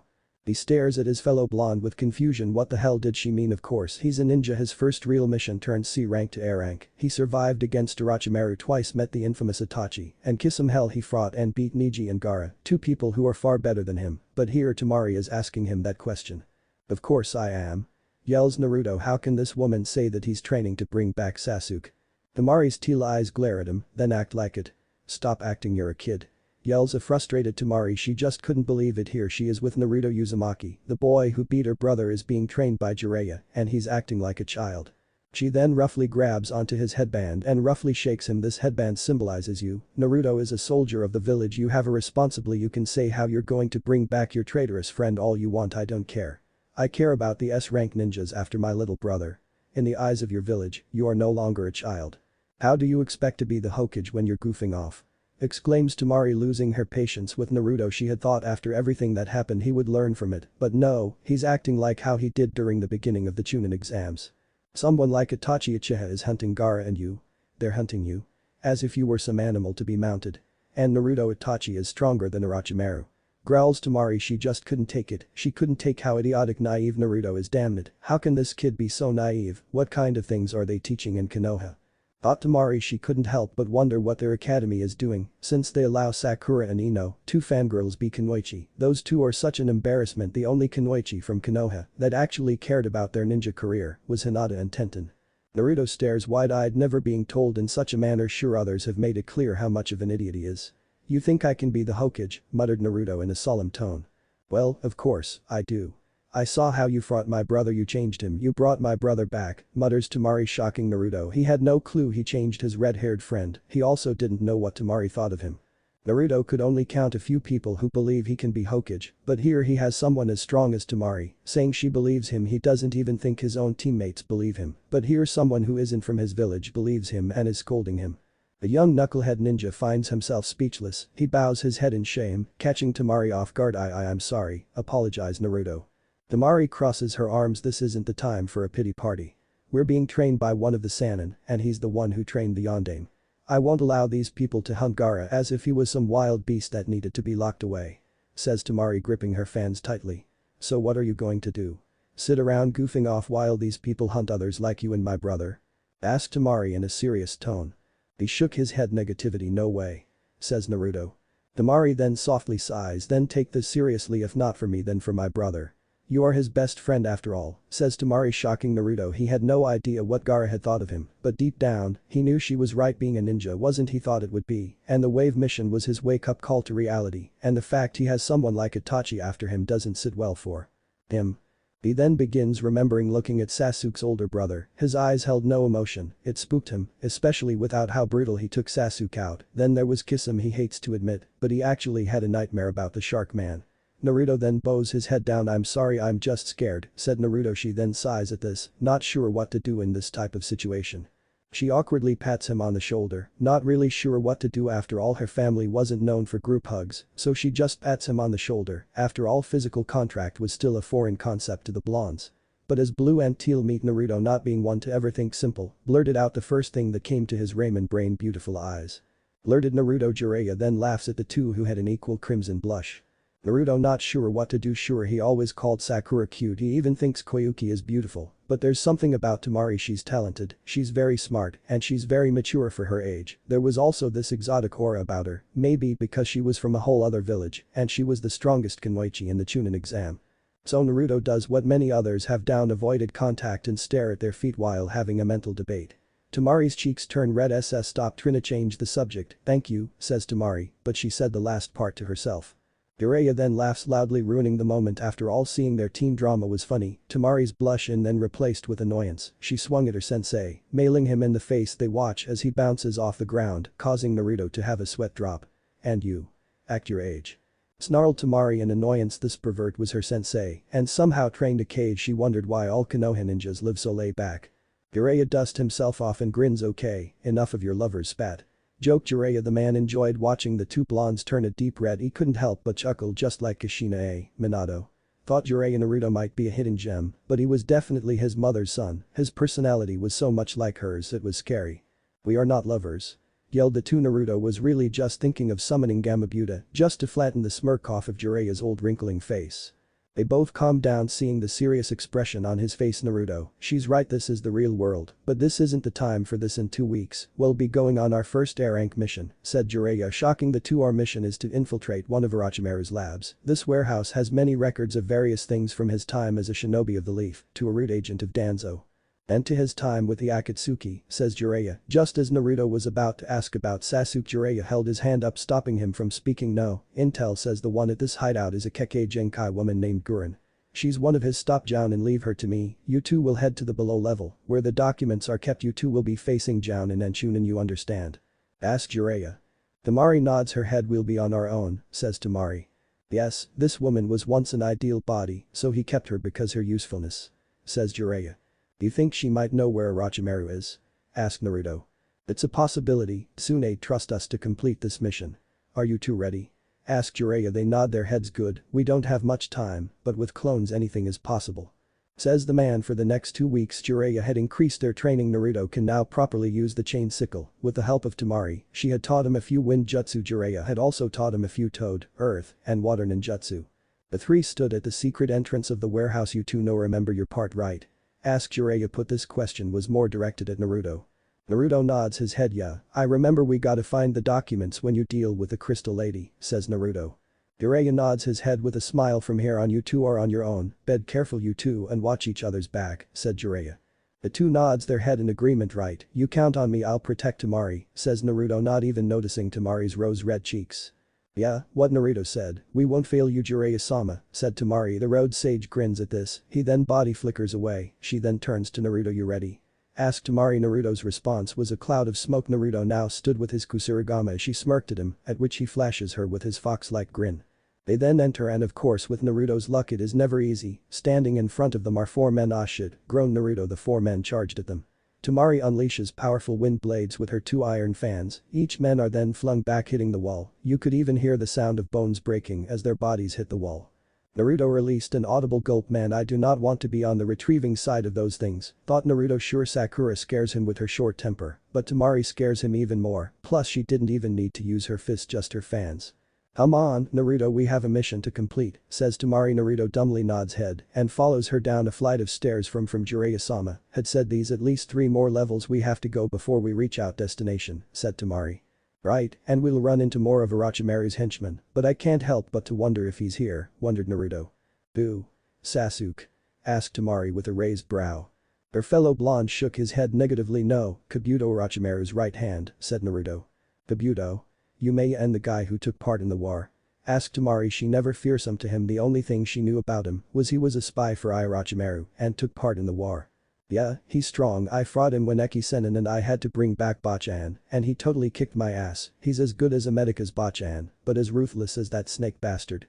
Eki-Senin told me he's as strong as Kakashi-sensei, says Naruto. Temari's eyes looked on in shock. Kakashi was Konoha's most talented and skilled shinobi, and for someone like Kabuto to be on even ground as Kakashi was scary. And how did you manage against him? Asked Temari. Sweat drop appeared in the side of his head. I had to let him stab my hand, then I used a Rasengan on him, says the blonde Uzumaki in a low tone.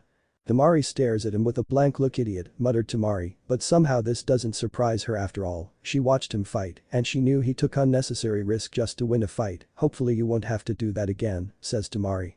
Yeah, you and me both, says Naruto. Fortunately, now that he managed to use the Rasengan with one hand, so getting stabbed wasn't really necessary. Boy, you aren't alone, says Kyuubi. Naruto then comes to stop looking around Temari, then turns to Naruto. What is it? Asked Temari. We aren't alone, says Naruto. The two blondes are then back to back looking at their surroundings. They even look above, but didn't see anyone. Where are they? Asked Naruto, but Kyuubi didn't respond, causing the blonde to growl in annoyance. Suddenly Naruto's gets punched in the face, making him land on his face. Temari swings her can, but hits nothing. She then feels as someone kicked her knees, making her lose her balance. She then feels as someone kick her in the gut, sending her flying. Something then wraps her neck and hurls her at Naruto, who catches her. Sound Cryodo no Sakebi.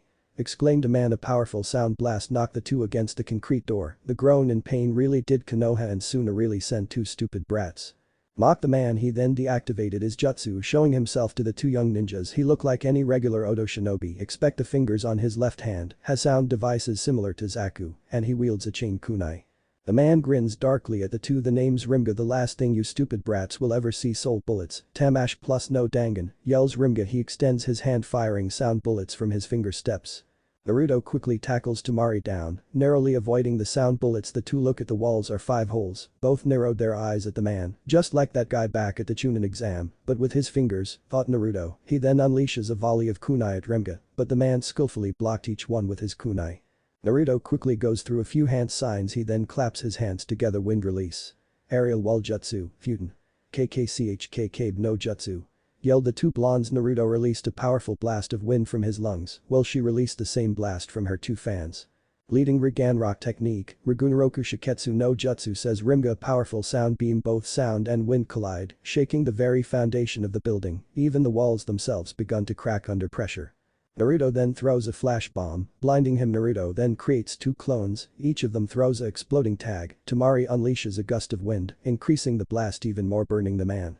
Rimga snarls at the two, he then grins at them. He then uses the snake, boar, rat, and tiger seals hiding chameleon technique, Kamiria no Kakusu no Jutsu. Says Rimga. He then turns invisible. He then charges at the two, knocking Temari to the side. He then knees Naruto in the gut, then uppercut him. He then grabs Naruto by his jumpsuit. He then punched him the gut, knocking the wind out of him. This blow had sent the blonde flying. Naruto then screams in pain as the kunai stabs him in the gut. You're done for, brat. Says Rimga. You can even hear the smugness in his voice. He then yanks the kunai back, wrapping his hand around Naruto's throat. Sound technique. Demon Knight Odo Jutsu. "Oni no Yuta," whispered Rimba Naruto, then released a silent scream as his eardrums are assaulted by a powerful sound blast. His ears and nose begin to bleed. "Get your damn hands off him, twin whirlwind Futago no Senk," yells an enraged Temari. She unleashes a powerful blast of wind knocking him away from Naruto. Her teal eyes glare hardly at the invisible man. "I don't know where he is, but with this it shouldn't matter." Wind release. Blades of Spirit technique, Futen. Saishin no Hajutsu. Yells Temari. She unleashes a volley of wind blades. Rimga tries his best to deflect them, but he isn't able to deflect all of them. He snarls as his cuts appear on him. With him taking that much damage, his chameleon jutsu deactivated. He glared at her, seeing blood dripping from his body. "You damn bitch, you'll pay for that, slicing serpent, Hibio Suresu Suru," says Rimga. He then twirls the blade slicing the roof. He then grins and attacking her with sound blades. She released a scream in pain as the sound-based blades cut into her. He then blasts her with a sound blast that throws her to the ground. He then grins at the two children. He then walks to the down Temari and glared at her. "I really hate kids," says Rimga. He then picks her up by her. He then wraps his chain kunai around her neck. She punched him in the face, but it doesn't even seem to faze him. "You were foolish to think you can beat me, you will die like fools," grinned Rimga as he tightened the chain.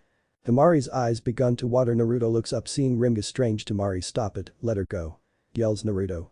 Rimga grins at the down Naruto. "No, I don't think so. I think after I kill the bitch, I'll have some fun with her," grins Rimga darkly with a perverted look in his eyes. Temari looked at him with fear. The man then grabs her by roughly, cackling darkly. This angered Naruto even more. A red cloak then begins to cover him. Sensing the foul chakra, he turns and sees Naruto entering his two-failed Kyuubi cloak. Naruto grits his teeth in raw unadulterated anger. "You bastard. Let Temari-chan go," roared Naruto. He then charges at Rimga with blinding speed. The man then coughs out blood and drops Temari, who begins to cough. The Odo shinobi looks down, noticing he's been cut. "Damn it, poison," mutters Rimga. He then falls face down, throwing up blood. The Biju cloak vanishes and Naruto falls to his knees and stares at his hands in shock. "Oh my god, I killed him, but he was evil and he was gonna temug," groaned Naruto as he was tackled by a yellow blur. He soon finds himself smothered by a hugging Temari. She keeps muttering "thank you." She then surprised herself and himself by kissing him on his cheek. Both blondes blush crimson red. Realizing what she just did, she jumps away, looking away and failing to hide her deep red blush. "Right, thank you again for saving me, Naruto," says a blushing Temari, who twirls one of her pigtails. Naruto, who also blushing, rubs the back of his head. "It was no problem, Temari-chan, I'll always protect you," says a blushing Naruto. With that being said, Temari's face matches the same color of her brother's hair. Temari could have her heart stopped a full beat. "Cough cough, you stupid kids," groaned Rimga. He slowly rises to his feet, glaring at the blonde duo. He then digs into his pocket, pulling out with a syringe that contains purple liquid. "With this, I'll make you, and you're soon a whore," smirked Rimga. He then coughs up blood and grins darkly at the two, who glare at him. "Kukuku, after I killed you, I'll torture that sand whore. Kukuku. Just thinking about is exhilarating," grins Rimga in a perverted manner. Just before he injects the syringe into his neck, Naruto's Kusarigama cuts off his hand. Well, this happened in a split second, but for the Odo shinobi it happened in slow motion. He stares at his now missing hand in shock. Temari throws one of her fans at Rimga. The fan pierced Rimga in the throat. The man collapsed to the ground, choking on his own blood. Jiraiya vs Gurren. Gurren grins at the Toad Sage as his kunai clashes with her crystal blade. The aged shinobi grits his teeth in annoyance as the kunai begins to crystallize. He quickly throws the weapon to the side. Orochimaru may be a bastard, but he sure knows how to pick his soldiers. Thought Jiraiya weapon seems useless against her, and some element ninjutsu after all. He just witnessed her turning his mud dragon into a crystallized snake. "I have to say I'm impressed. I've seen my share of unique Kekkei Genkai, but I've never seen a crystal user before. You could become a great Kunoichi for the village," says Jiraiya with a smirk. "And coming from a Sannin, that means a lot, but flattery won't help you," says Gurren. She slashed at him. Jiraiya ducks down and open palms her in the stomach. She then hurls crystallized shuriken. Jiraiya takes a sealing paper and watches as the weapons get sealed away. His hair hardened. He then unleashes his needle hair senbon at the woman. She quickly summons a crystal shield. She narrowed her eyes as the crystal slowly begins to crack. If earth release ninjutsu won't work, then maybe this will work, thought Jiraiya. He quickly makes a clone and releases his fire release. Toad oil flame bullet, Kaiten. Gameyu Enden. Gurren grits her teeth as more cracks from around the shield. She then goes through the hand signs of bird, ox, horse, snake, boar, and his crystal relays. Crushing Jade Hunter, Shimton. Hisui Hanto Funsai, says Gurren. A crystallized wolf merges from the shield and meets his flame jutsu head on. A huge explosion occurs, blocking their vision, causes Gurren to narrow her eyes. Jiraiya grins at this summoning.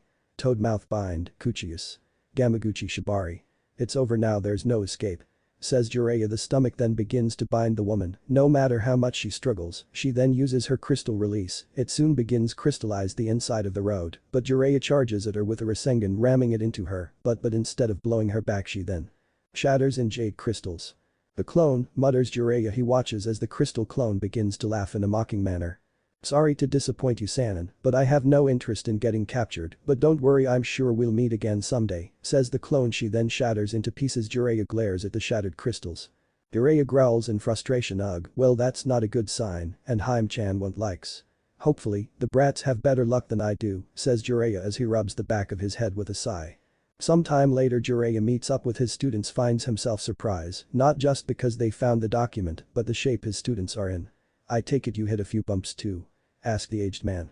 The two there had agreement. Yeah, that's the understatement of the year, thought Temari. She turns to Naruto, who dogs into his jumpsuit taking out a syringe. Their sensei raised an eyebrow at this. A Jounin we fought was about to inject himself before Temari-chan, and I took the bastard out. Says Naruto with a wide grins on his face. The fan user's cheeks becomes pink thanks to Naruto's praise. Jiraiya grins at this and have his students with a smug smirk. He snickers at the two. Ooh, is it Temari-chan now, eh? You sure move fast, brat, giggled Jiraiya in a perverted manner. He could already smell inspiration for his novel. Whatever thoughts for his smut novel were banished as Jiraiya is hit by Temari's and Naruto's weapon. At your head of the gutter, quit being a perv, yelled the two, glaring at him, daring the seasoned ninja to continue with his perverted ways. Especially after dealing with Ringa, neither of the two were in no mood to deal with their sensei's usual perverted ways. Anyways, when Naruto used his Kusurigama and the enemy went down, we thought we was down, but he had another surprise, but he got full of himself, allowing Naruto to cut his hand off and myself to finish the job, but he believed whatever was in it will give him a complete edge over us, says Temari. It didn't take a genius to realize something else had happened. Jiraiya knew this wasn't the place, not time to ask. But it seemed whatever they want to not only force Naruto to take his first kill. After all, the poison covering the Kusurigama is highly poisonous, but it seemed whatever the two went through had also brought them closer together. While teasing the two does sound like fun, they were still on a mission. Oh, well, I'll just find out what happened later, thought Jiraiya. He then summons a small toad and husbands him the documents and the syringe. Give these to Haim-chan, ordered the Sanin. The small toad nods his head and shots a curious gaze at the syringe. The kids retrieved it from the enemy, might be some kind of drug. Says Jiraiya. When dealing with Orochimaru, you never what you're truly dealing with. Sure thing, Jiraiya, says the small toad. It soon vanished in a puff of smoke. Now let's get you two matched up. After all, not everyone can heal fast, said Jiraiya, but this was more directed to Naruto. 2 days later, Temari lowers her fans as Naruto lower his on the desert. Kunoichi turns to Jiraiya, who's writing in a small notebook, but doesn't like the one he uses for his Icha Icha series. Have you got a message from my village? Asked Temari. From those 2 days they had already got pay and a congratulations from Konoha, but she hasn't heard back from her home. Not yet, but I should be expecting a message from them any day now, says Jiraiya. He watches as she smiles at this, no doubt missing her brothers. Sure, her Kankuro weren't close to Gaara because of his former psychotic persona, but even back then she loves her brother. Hideki Sennin, remember when you and Toad Boss you used that big fire jutsu? Asked Naruto. Jiraiya knew which jutsu he was talking about. I was thinking of doing that, but with a poison fog, says Naruto. Jiraiya grins at this, while Temari looks unimpressed. That's not a bad idea, kid. I was waiting till much later, but no time like the present, says his. He then turns to the female blonde, and you'll also be doing cooperation ninjutsu. We can work with both Toads and Weasel, says Jiraiya, causing both to smile. But first I watch to teach you a seal, says Jiraiya. Really, what kind of seal? Asked Naruto. The fire sealing method, come in, it's a seal that allows you to deal away any fire ninjutsu, even Itachi's Amaterasu, said Jiraiya. The Amaterasu? What's that? Asked Naruto. It's the next step of the Manjikyu Sharingan. The only way to achieve it is to kill yourself best friend or a family member dying, says Jiraiya. Temari looks on in disgust. Well, Naruto doesn't look too happy either. In exchange of such commit, it also said person eyes to evolve every Uchiha who'd unlock their own unique ability. Shisui, Itachi's best friend, can use Kodomatsukami as a ninjutsu that casts a powerful yet subtle mind-controlling genjutsu on the target. The ninjutsu is so powerful you wouldn't even know it or where you are being controlled. You would you believe each action you took was of your own choosing, says Jiraiya. It was safe to say neither then wanted to go up against someone like Shisui. Itachi's Manjikyu have gave him the Tsukiyomi. It traps them in an illusion of his design. Through his unprecedented ability to alter targets' perception of time, he uses Tsukiyomi to subject victims to days' worth of torture in a matter of seconds, and it gave him the Amaterasu, a technique that allows him to command black flames once created. The flames will not stop burning until their target is completely incinerated. The flames cannot be extinguished with water, the passage of time or any other normal methods, only the user can put the flames out. Explained Jiraiya. Which is why it's important you to learn the Fkamin. When we meet up with Itachi and his blue friend you'll have a way to deal with Amaterasu. Now watch carefully, I'm going to show you the hand signs, says Jiraiya. He uses the hand signs of rat, bird, technique-specific seal, tiger. He then begins to show them the sealing formula. He watches as both write the sealing formula and activate the scroll. He then fires a lower level fire jutsu and watches as both scrolls seal away the small flames. Naruto with a huge grin jumps around in excitement while Temari smiles to herself at learning something new. Now I'll be back, I need to head back to Mount Mamboku to see if they have any toads that specialize in poison. Use this time to relax and take a break, you two need it, says Jiraiya. He then reverse summoned himself heading back to the home of the toads. Temari turns and sees Naruto reading the Fuinjutsu book and chuckles at this, even giving time to relax. The blonde still trying to improve himself. Naruto, I know we never talked about it, but seeing as we're alone I think it's important we have to discuss something, says Temari. Naruto quickly becomes stiff and his went white. Crap. That's right in front of her, thought a frantic Naruto. He then blushes, remembering the hug and kiss. It was the rare for him getting a hug from a girl and kiss. Well, he got a kiss from the Snow Daimyo Koyuki, but he was unconscious and the only type of affection he received from a girl his age is Sakura's fist. It also helped that Temari was far more cute than Sakura. Seeing he was still paying attention to her, she continues on, so that red chakra was Kyuubi's right? Asked Temari. He just nods his head. Can you control it? Asked Temari. I've only went up to 2 tails so far, I'm still in control, says Naruto. She smiles at this. Well, I'm happy you'd use it, says the female blonde. Really you are? Asked a shocked Naruto. She nods her head and smiles at the Uzumaki and places his hand on her shoulder. Well, yeah, if you hadn't, I'd rather not think about. I'm not used to saying this, but thank you Naruto-kun, says a blushing Temari. Naruto cheeks become a deep scarlet. Cute, blurted Naruto. Temari blushes. She then gains a nervous smile and mutters a thank you. I'm just happy you're safe Temari-chan, I won't let anything to my precious people, says Naruto. She smiles even brighter at this. Why you think I'm precious? Asked Temari. He flashed her one of his famous grins. Sure, of course. I wouldn't ask for another partner. I mean, you're so cool, amazing, and smart. You're defiantly the coolest girl I've met. You're even more cuter than Sakura and Ino. Exclaimed Naruto. Feeling the effect of the infamous Uzumaki grin made the Sand Kunoichi heart skip a few beats. Sure, many people have commented her skills, but no boy had ever commented on her looks. She leans in and kissed his whiskered cheek. That's for saving myself and for saving my brother. Just so you know that Sakura girl is an idiot for chasing Sasuke, says Temari, leaving Naruto frozen, and no doubt his own heartbeat skip a few beats. He even forgot to breathe for a few seconds. The two smile at each other. The two quickly jump back as Jiraiya had returned with another toad. He looks at the two, noticing Naruto is a blushing mess, while Temari tries to put on a strong face. These brats are gold. Ahaha, the next Icha series will write itself thanks to these two brats, thought Jiraiya. This is Gamakazam, the son of Fukasaku and Shima. You meet him, his parents later. He specializes in poison. His poison ninjutsu is considered the best, says Naruto.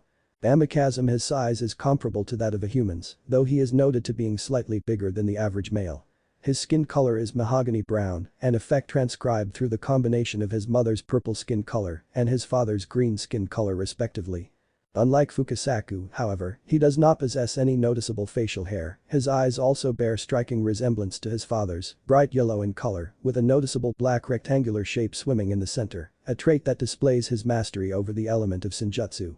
He also coats his lips in a thick coating of lipstick, utilizing the dark purple shade of his mother, Shima. He wears an elongated black cloaks that extend past the wearer's own knees. Beneath the dark cloak lies Gamakazam's true attire, comprised of a black kimono and complete with a pair of noble shinobi sandals. A wide obi sash is tied around his waist, holding together his set of stone katana. The large road bows at Naruto. It is an honor to meet you, Naruto-san, says Gamakazam. Naruto then gets the finally this toad was a big deal and gives the large road about a nice to meet you, says Naruto. After all, it probably wouldn't do him any good pissing this toad off. He has a feeling this toad is far more stronger. Gamabunta. He also didn't want to test Gamakazam's temper, especially if it was anything like Gamabunta's temper. Gamakazam smirks at Jiraiya. Well, the boy has more respect than you Jiraiya and he seems far more promising. Mock the human size, causing Jiraiya to pour at the son of the toad sage. This causes Naruto to snicker at Jiraiya. The large toad then turns to Naruto and a member of the Uzumaki clan. You know how to pick your students. Exclaimed the smirking toad. You know about the Uzumaki clan. Exclaimed the surprised Naruto. Ever since he left Konoha, he still hasn't found any scrolls of the Uzumaki, which greatly disappointed. Amakazam chuckles at Naruto, causing Naruto's own temper to flare up. Everyone knows who the Uzumaki clan, they along with the Senju and Uchiha clans, were the most strongest clan in the world. Exclaims Gamakazam. Naruto quickly glares at Jiraiya, who quickly looked the other way, whistling. No reason to be angry at Jiraiya, it was the Hokage's orders. Many people would kill and kidnap to get their hands on a Uzumaki. I have an idea. If you impress me, I'll tell you what I know, and I'll teach you a jutsu, deal? Asked Gamakazam. He knew it was against the Hokage's border, but he didn't really care. Naruto looked at Gamakazam in confusion before grinning to himself. Whatever it is, I'm ready. Says Naruto, punching his palm. I hope so, if you can force me to use one ninjutsu I'll hold up on my promise, says Gamakazam, pulling out both of his stone swords. Now let's see what you got, son of Minato. Thought the sage toad. Naruto grins widely at the toad. He charges at Gamakazam. With his Kusurigama, Gamakazam swipes Naruto, who ducks low. He then throws a smoke bomb. His face. Naruto slams an ad kick on him, but Gamakazam uses the flat side of his sword to push him back. The blonde teen then makes a dozen clones, but this didn't away him to Naruto's surprise. Gamakazam destroys each of the clones with his large swords in a matter of seconds, but with destroying each clone, caused a large smokescreen. As it clears up, Naruto comes crashing down with a Rasengan. Gamakazam uses his tongue to wrap itself around Naruto's waist and tosses him to the side. You'll have to do better than that.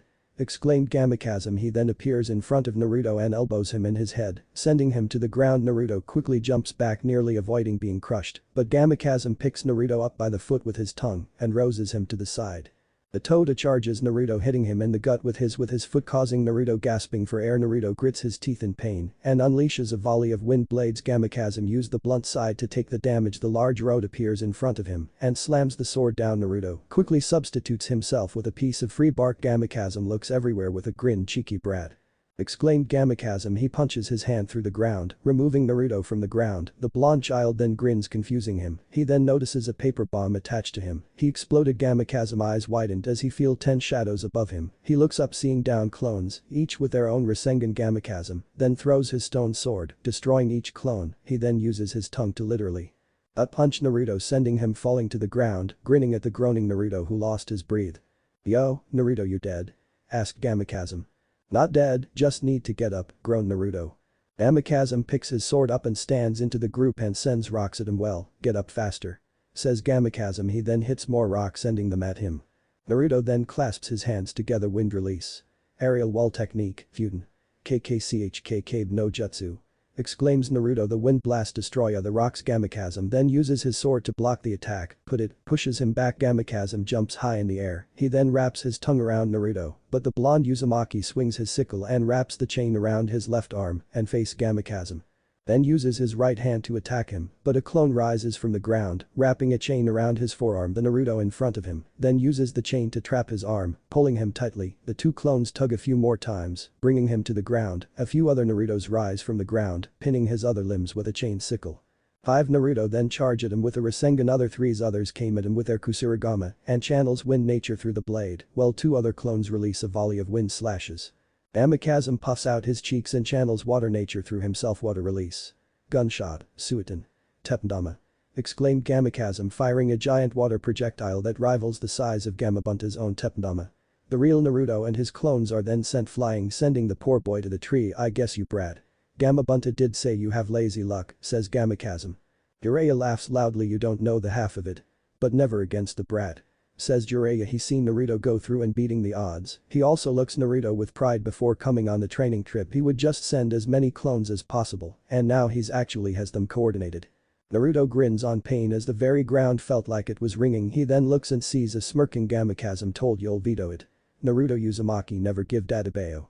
Grins Naruto. If you have that much energy, then you can use it to train. And I did promise to tell you about the Uzumaki clan. Just like the Uchiha clan has many temples, so does the Uzumaki clan, came containing ancient scrolls and sacred artifacts. Both Ashina and Mito were the strongest of the clan. Ashina was a master swordsman, Funinjutsu master, and his ninjutsu was powerful and a master in water release, and Mito was the Hokage's wife and fought with him against Madara. Her skill in Funinjutsu is so powerful she'd seal the 9 tails in herself. She was skilled in medical ninjutsu, she had chakra chains which can even contain a Bijuu, and she talented in both fire and water release.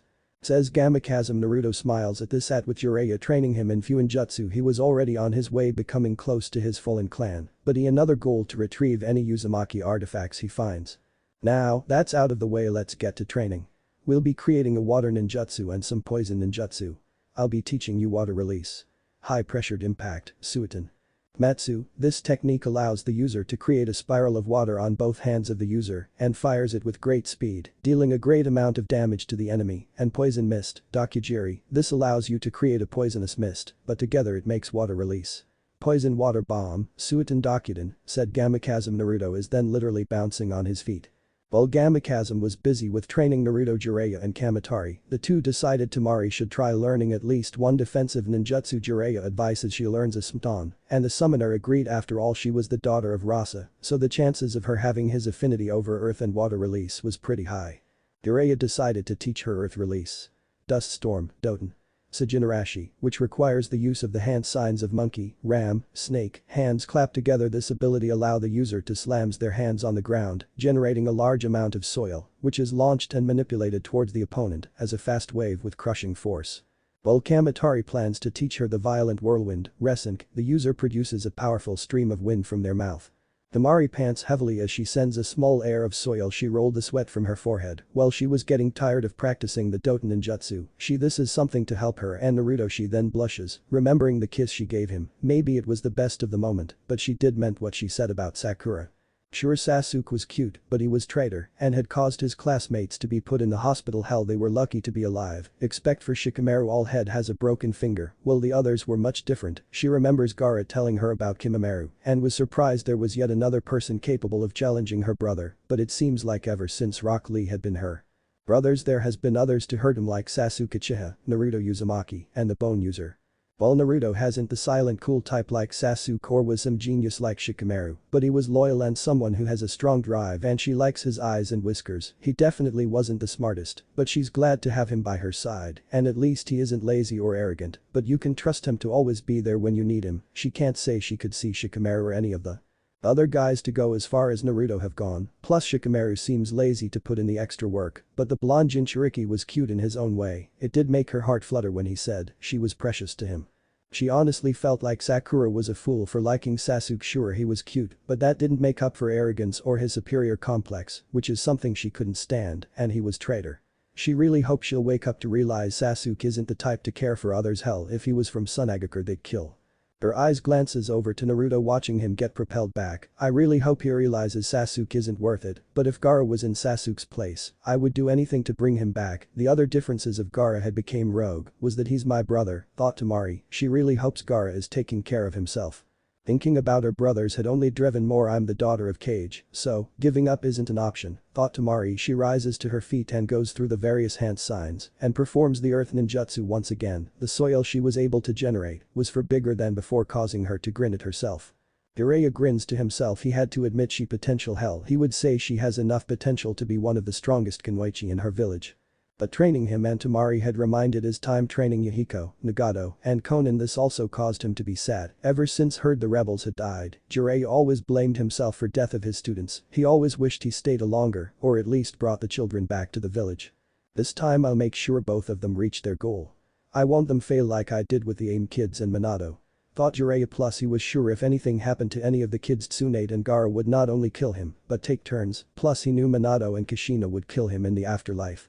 Jiraiya grins widely as he watches. Turns to Naruto, who had successfully mastered the water ninjutsu. He watches with pride as two large boulders have smashed through them, reducing to small pebbles. He then felt sorry for the poor rocks. Gamakazam smirks at the boy. Congratulations kid, you mastered the water release. High pressured impact, Suiton. Komatsu. Now on to the next ninjutsu is poison mist, Dakujiri, says Gamakazam. He then shows Naruto the hand signs for snake, boar, ram, and horse. Gamakazam puffs out his cheeks and launches a purple mist of poison. After a few tries with clones he had finally learned, but of course this had left him exhausted. Gamakazam decided to allow the boy to rest.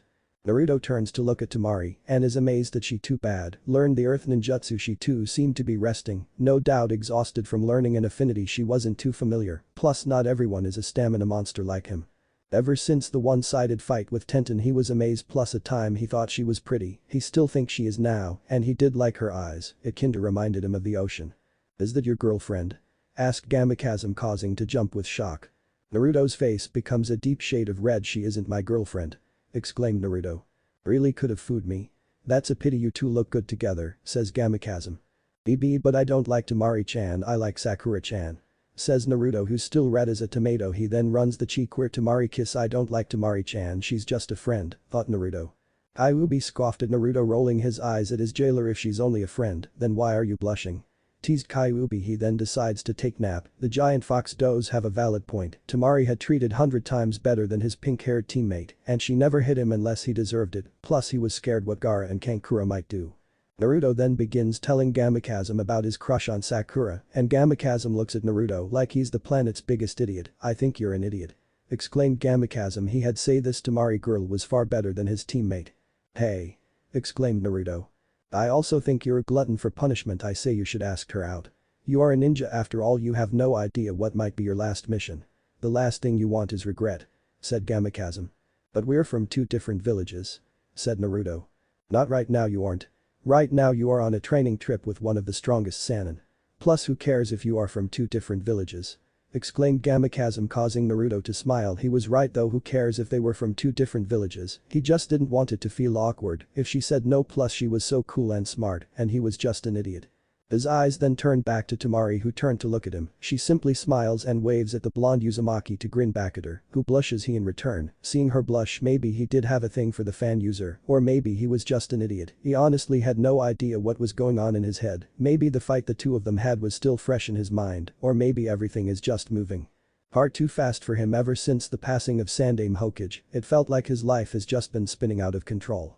Okay, Naruto, let's begin with the collaboration technique, advises Gamakazam. Naruto nods his head with a grin. He rises to his feet with excitement. Right, let's do this. Water release. High-pressured impact, Suiton. Kmetsu. Exclaimed Naruto, creating a spiral of water on both hands. Gamakazam puffed out his cheeks and expelling a poison most from his lungs. Water release. Poison water bomb, Suiton Dokuden, roared Naruto. The high-pressure poisoned water hit a tree. It not only destroyed the tree, but had also begun to melt the tree. Naruto grins widely at this and pumps his fist high in the air. They then turn towards Temari and Kamatari, channel wind affinity through their lungs. Violent whirlwind, Resink. Says Temari. The two create a powerful stream of wind that literally knocks over numerous amounts of trees. Naruto looks on with a wide expression. I need to remember not to piss her off.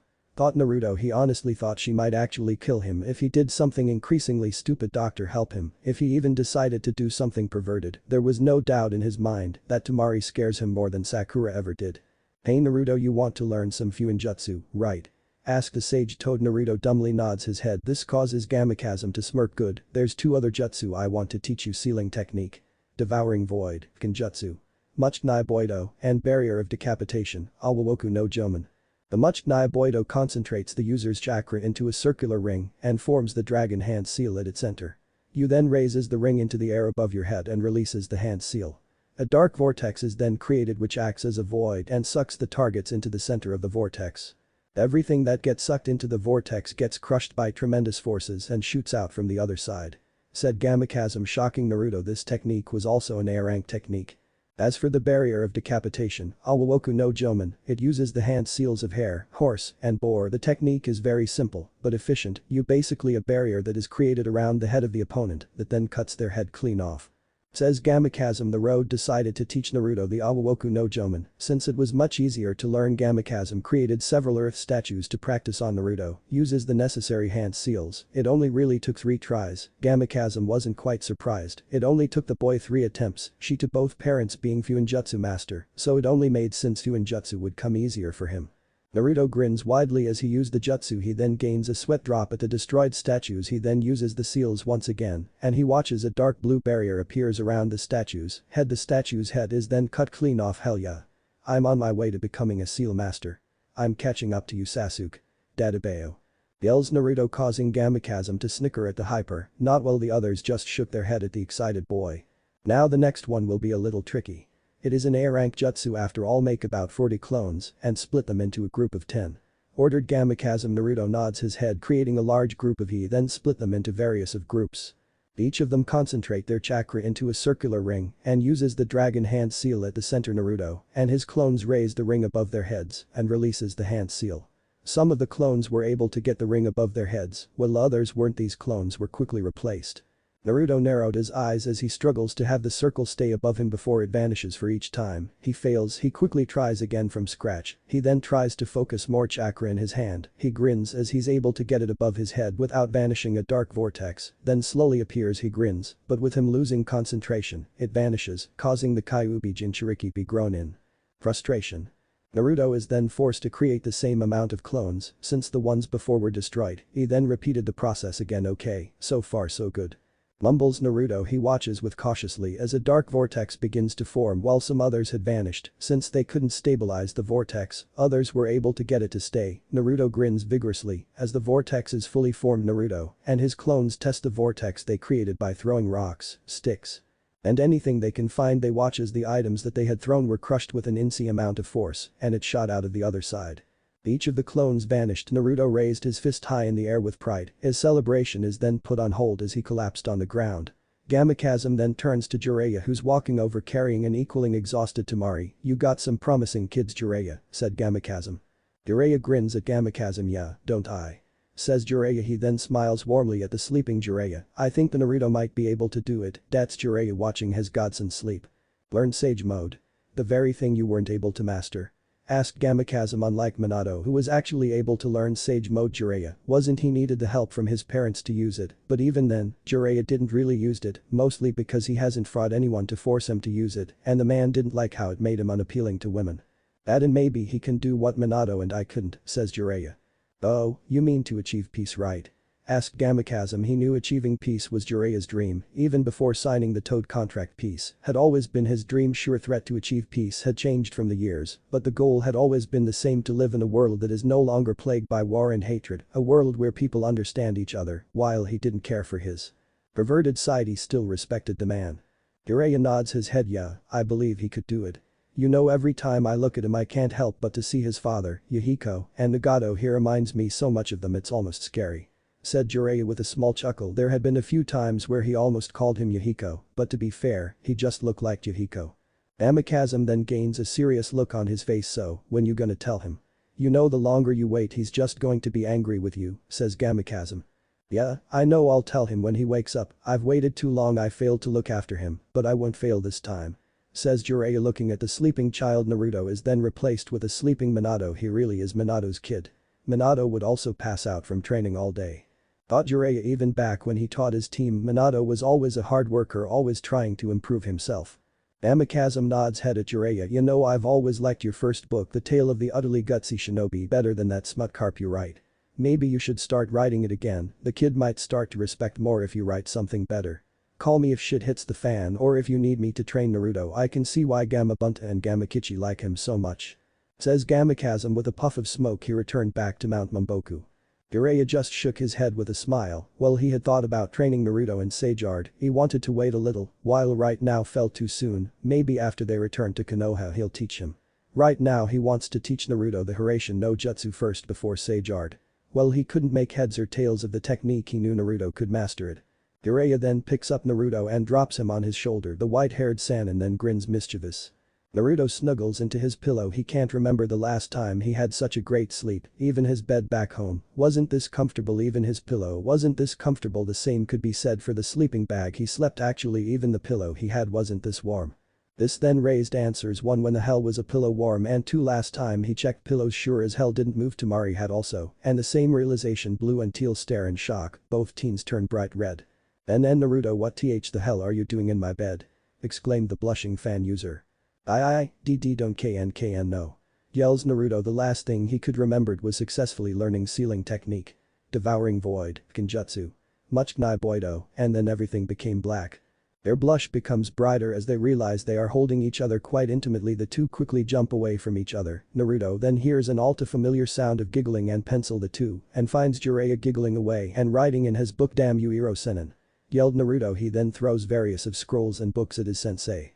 Jiraiya easily avoids them until Naruto throws one Temari's fans at his head, causing him to call back in pain. "Repent, pervert," yelled Temari, slamming her giant fan into him, causing him to plummet to the ground, and no doubt the blow would impress Tsunade. Temari crosses her arms, turning away from him. "Stupid pervert," muttered Temari. She then blushes at how warm she felt being held by Naruto.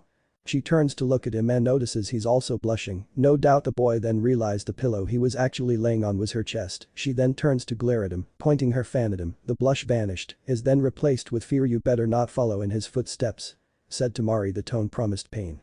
Naruto shook his negatively. I'd never peep on you like Iro-senin, Temari-chan. I'm not like him and Kakashi-sensei, said Naruto. She lowered her weapon and satisfied with the answer. Naruto might not be the smartest person in the fire country, but he wasn't dumb enough to peek on Temari, and he was afraid what her brothers would to him if they found out. Temari-chan definitely scarier than Sakura, thought Temari. She didn't even need to yell at him. Just a stern look from the Kunoichi scares him more than an angry Sakura Ino. Temari then notices Naruto has been staring at her for some time. She raised an eyebrow at her. Fellow, what you looking at? Asked Temari. She had to admit the way he was looking at her felt different than home back at Sunagakure. People would always looks at her with either fear of respect. They respected her for her skills as a Kunoichi, but also fear her for being Gaara's sister and being the daughter of the Yondaime Kazukiage, so making friends seemed more like pipe dream. But with how Naruto is staring, it wasn't the stares she got from the people home. It almost seemed like admiration. Naruto's face then becomes so red you could literally cook an egg in his head. ILL like yo why yo your eyes stuttered a shy Naruto. Temari blushes, running her hand through one of her pigtails. WHWH what about my eyes? Stuttered Temari. Naruto had once again took her out of her comfort zone. It made her felt young. The last time someone had complimented was her mother and uncle. Naruto looks down at his feet. He then gains the courage to look in her in the eyes, even though his legs are shaking with nervousness. They remind me of the sea. They're vast and beautiful just like the open ocean, exclaimed Naruto. Temari stares in shock. She wondered does he even know what he actually said. DT thank you, NN Naruto-kun, mumbles Temari in a low tone. Jiraiya giggles at the two, completely ruining the moment. He then gains a serious look on his face. He looked at Temari, then back at Naruto. Oh, well she's part of the team and she seems a good fit for Naruto, thought Jiraiya. He then takes a deep breath. Naruto, there's something I need to tell you, says a serious Jiraiya. Both teens sensed the seriousness in his voice and knew it wasn't the perverted old man who enjoyed peeping and a good whorehouse. No, in front of them was Jiraiya of the Sannin. Jiraiya Tensiga into his robes, taking out a picture and a book. The two stare at the photo, noticing Jiraiya as younger in the photo, but he was with 3 children. The blonde was obviously Minato Namikaze, while the other members look like they could be an Akamichi and possibly an Uchiha. They then turned towards the book and was surprised it wasn't his Ichiha book. That book is called The Tale of the Utterly Gutsy Shinobi. It was the very first book I ever wrote. It didn't sell too well because of the time period at the time, but your father loved it so much he named you after the main character, said Jiraiya, shocking Naruto. Both blonde teens then looks at the photo in shock. She stares at Naruto with shock and disbelief, while Naruto had tears running down his face. He also made me your godfather. Of course I didn't do such a good job. Honestly, I have no excuse at how poorly I am as a godfather. The only thing I can blame is himself and cowardly, says Jiraiya with a saddened look. He then digs in his robe again, taking out another picture. It was an image of a teenage Minato and Kushina. Even if Sarutobi-sensei had forbid me from taking me with you, I still should have. I've failed your father, mother, and you Naruto. I'm sure you finally figured out why you were chosen and probably why Kakashi and myself trained you. You aren't just a member of the Uzumaki clan, but also the son of the Minato Namikaze. You must be Disuv, exclaimed Jiraiya as an orange missile had crashed into him. Naruto then cries into Jiraiya's chest, bringing a smile to himself. I'm not alone, mumbled Naruto. Jiraiya pats the boy in the back. Jiraiya wipes away a soul tear. The Toad Sannin shook his head negatively. You were never alone, kid. I've always been watching you, said Jiraiya. He knew it was against the law to tell Naruto, but he didn't care, and he was sure Tsunade didn't care. He always thought hiding so much from Naruto was a horrible idea. Well, to be fair, there was a lot of things he didn't agree with his sensei, like allowing Danzo to live. For one thing, he then turned towards Temari, who's also smiling, no doubt knowing the pain of loneliness. Well, she wasn't a Jinchuriki herself, she was a sister to one and daughter of a very strict and militarized father. Jiraiya then extends out his arm. Temari just shrugged her shoulders with a smile and joining in on the big, she smiles at how warm Naruto is, and if she had to be honest she wondered, is this how it feels to be hugged by a father? Her own father wasn't known to be very fatherly, even when it came to them he was always very militarized, thinking how to strengthen the village, but this felt nice. You better watch where you're touching, joked Temari. Jiraiya laughs at that. Maybe in a few ugh, grunted Jiraiya as Naruto punched him in the ribs. Okay, I deserve that, muttered Jiraiya. He then groans in pain again as Temari's fist is then buried in his gut, causing him to groan. Yup, you definitely have Rasa's temper, and Naruto definitely has his mother's temper. The three of them separate each other. Temari then picks up the photo of his photos. She then smiles. She's beautiful, says Temari, showing Naruto the photo. He smiles widely at the picture of his mother. She was indeed beautiful. He can see why his father fell in love with her. He just wishes he actually got to meet her. Naruto then turns to Jiraiya. Everyone back home knows, don't they? Asked Naruto. The ones who really knew them, yes, but for everyone else, no. The only ones who actually know are the clan heads and the advisors. Said Jiraiya. He didn't. Those old crows, especially Danzo, those three were stuck in the old ways, refusing to ever move on with times. He promised himself, if Danzo ever tried to take Naruto into his root program, he'd kill the old war hawk himself. He didn't. If he was necessary evil, he was still evil and someone who his sensei should have taken care of decades ago. Aren't you good to get in trouble? Asked Naruto. Maybe. Who cares though? I live for adventure. But you know your mother had saying don't give up until the very end. Says Jiraiya. She was a very high-spirited woman, and much like her son, she was also a very skilled kunoichi back then. She was one of the most skilled Fuinjutsu masters, earning the moniker Ceiling Queen, Kin no Jam. Temari looks at him with a smirk. You sure like to live dangerously, says Temari. We're ninjas. Says Jiraiya with a wide smirk. That's fair, said Temari with shrugging her shoulders. Msup then appears in front of them, shocking the two, while Jiraiya smirks at the tiny messenger. The toad hands him a scroll with a Sunagaker symbol. Upon seeing her village's symbol caused a smile to appear on her face. The small red amphibian then turned towards Tsunade and hands her an envelope. Temari looks confused at the small toad. It's a letter from your brother, Gaara. Says Msup. Temari quickly hugged the envelope into her chest. With his mission complete, he turned back home. Naruto smiles at Temari. He then turned to Jiraiya. So, what's the mission? Asked Naruto. Jiraiya grins at him. Land of Fangs, we gotta deliver some important documents, says Jiraiya. Oh, yeah. I remember that mission, said Naruto with a nervous look. What you did? Asked Temari with a deadpan expression. Naruto then told her what happened. She just shook her head at Naruto. You're an idiot, says Temari, causing him to laugh nervously. Unknown to them, a Manu can be seen flying out of the room. The bee then flies towards a small campsite that's only a few feet away. The bug flies on a shoulder of an Iwa shinobi. The man has black short spiky hair and pale skin. He has large green pupilless eyes, and the lower half of his face was concealed by bandages. He wore a purple tunic over a black bodysuit, his hands also being covered by bandages. This man is named Sound. Next to him is a female. She has long bluish-colored hair which she ties in such a fashion as to form a ball on top of her head, using what appears to be a knitting needle, while two large locks with lightened tips frame the remainder of her face. Her typical attire consists of a short sleeveless dress, further adorned by the presence of numerous bandages that encircle various portions of her body, including her waist and thighs. Her name is Nabiki. And next to her is another female named Hatsu. Is a light-skinned woman with short black hair and golden yellow eyes, accentuated by feminine eyelashes. Hatsu is of slightly above average height with noticeably ample dot. Both her fingernails and toenails are painted with dark red nail polish, and she wears red lipstick. Hatsu wears a typical Iwanin outfit. A brown Iwagakure-style flak jacket, a red Iwagakure uniform with both sleeves and lapels over both legs, mesh armor around her shins and ankles, and standard brown Iwagakure boots. Her scratched forehead protector is worn around her neck. In casual settings, her typical attire consists of a tight red dress with long kimono-style sleeves and slits on the sides that reveal her legs, as well as open-toed black high-heeled sandals. Nabiki then turns to Sound with raised eyebrow. So, is that him? Asked Nabiki, polishing her reverse sword. Sound nods his head before he gains a sinister grin. Yeah, that's him alright, and the children of Rasa and Minato. Says the grinning Sound. Hatsu then creates a clay dragonfly. She stares at the roof. Can we kill them slow or ruthlessly? And what about the others, do we tell them? Asked Hatsu. Sound nods his head. Yeah, the others like to know. We'll kill them ruthlessly. Grinned the man.